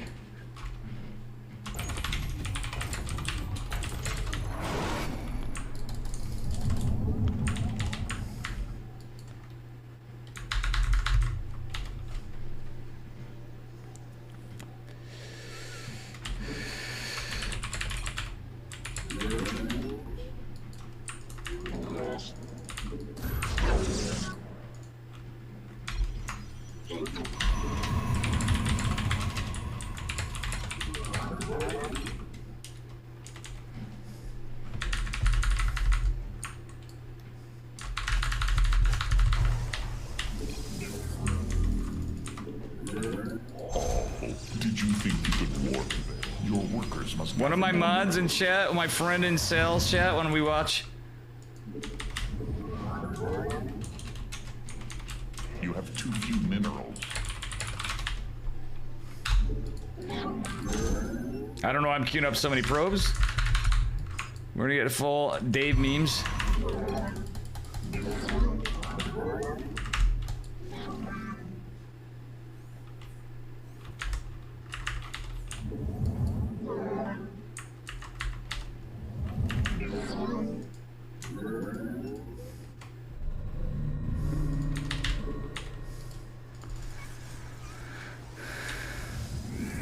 Imagine Protoss. Exactly. Imagine Protoss.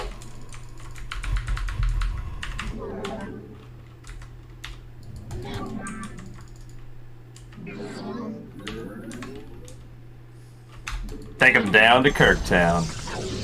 Exactly, Fisherman. You know I'm part-time badass.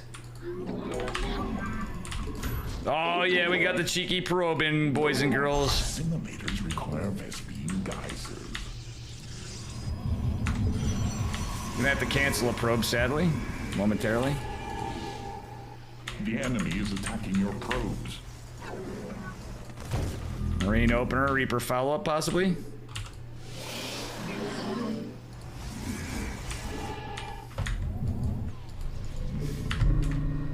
We're going Dark Templar, of course. The firstborn Young Sally knows that. Combat awaits. Sorry, we're on a delay. Today, tough today, Waters. Yes, exactly. Rough fishing today.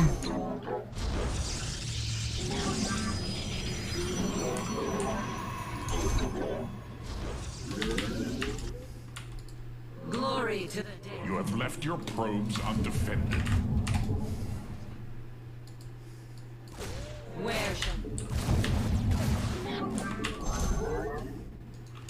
Najakar Mina. The Templar march. We serve. Ire shall be reclaimed.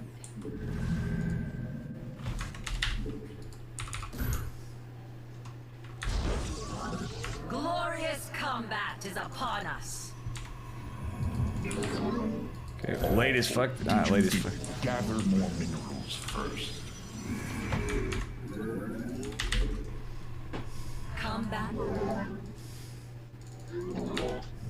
That sucks, Fisherman. I'm sorry, buddy. Hang on. Okay, this is a little rough.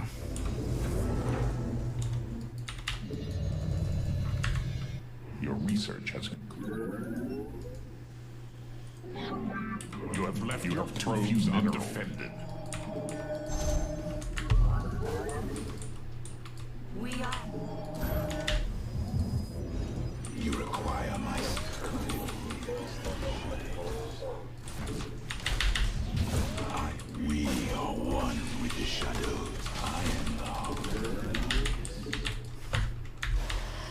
Okay, this is going rough for us, actually.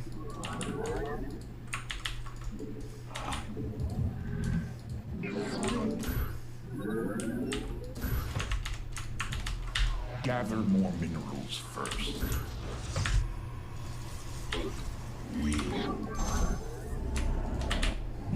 You must construct additional pylons. I would warp in more pylons if I were you.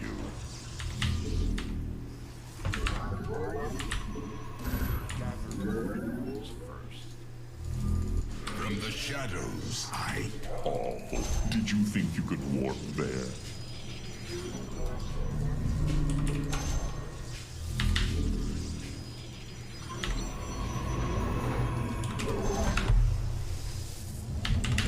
You have too few minerals.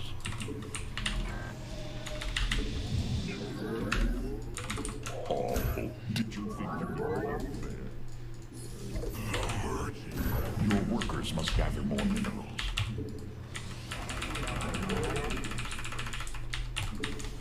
Your workers must gather more minerals. You have too few minerals. I like what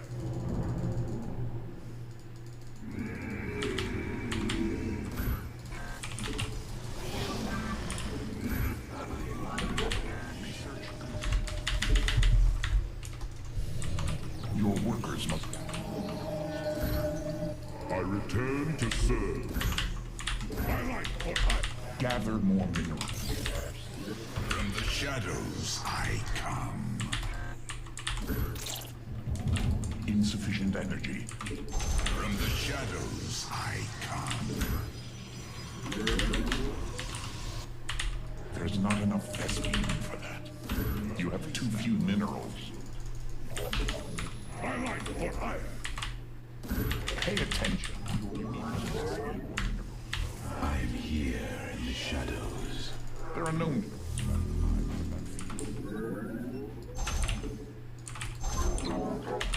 Not enough energy.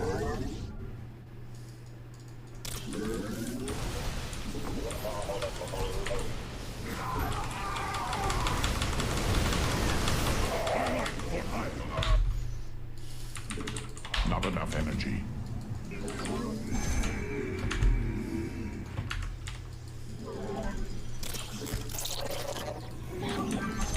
Gather more minerals first.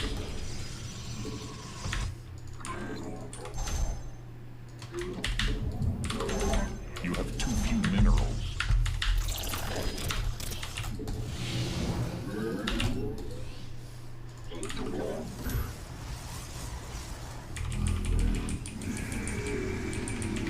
Your upgrade is ready for... Your workers are there. I return to serve.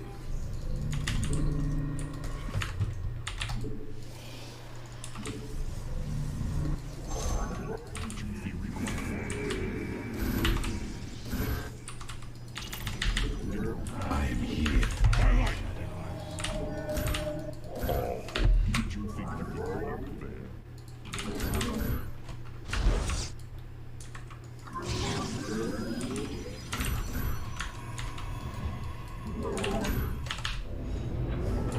You have insufficient. Gather more minerals first. Okay, gamers.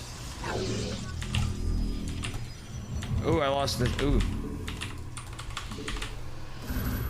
You must place that in a power field. I like what I...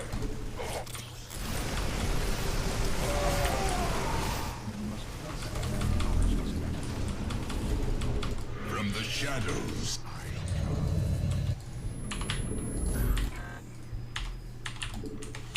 There's not...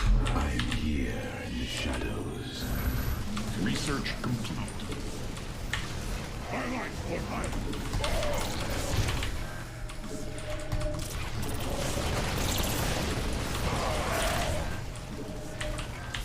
Insufficient energy.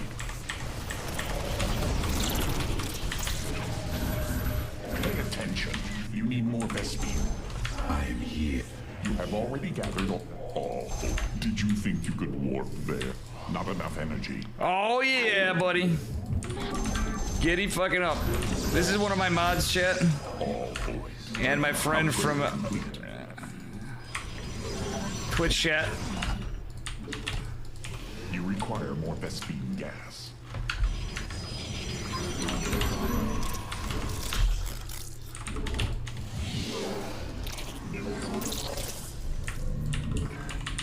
Pay attention. A Movicus Protosicus. Okay. I like what I am. The mercy.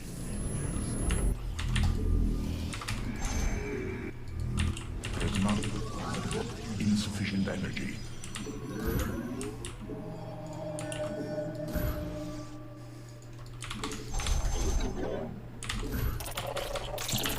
Gather more minerals first.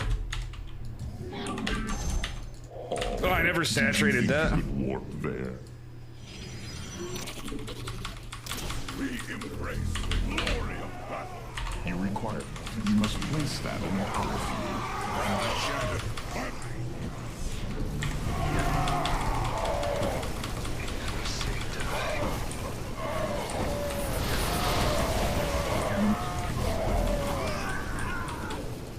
I am the voice of the eclipse.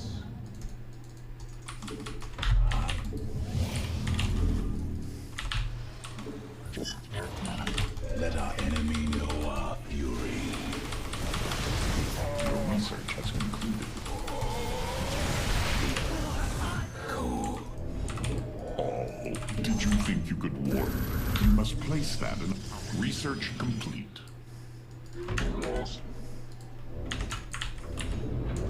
Not enough energy. You require your upgrade.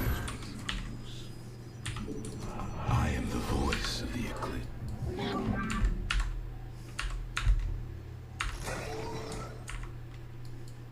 From the shadows I come.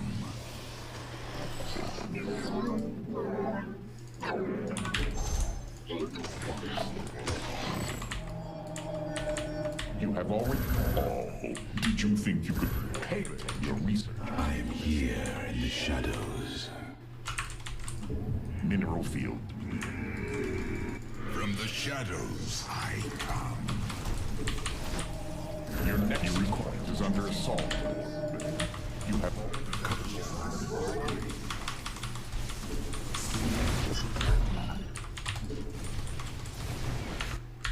We embrace the glory of battle. Insufficient energy. You must... Your nexus point is under assault. I am here in the shadows. Not enough energy. Let our enemy know our... The enemy is attacking your probes. There are no minerals left to mine from that field. Your nexus point is under assault. There's not enough. We embrace the glory from the shadows. There's not enough Vespene for that. Is the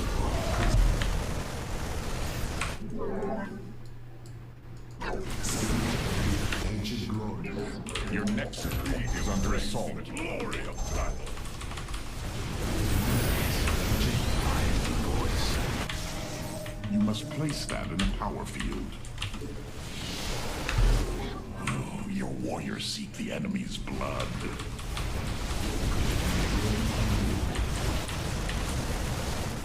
You must place that in a power field. Upgrade. I like what I am. We embrace the glory of battle.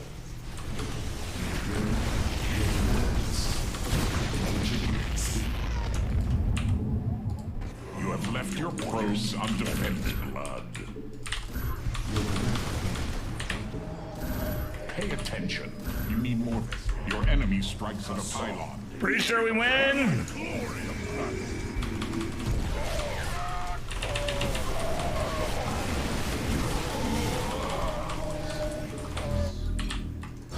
Did it?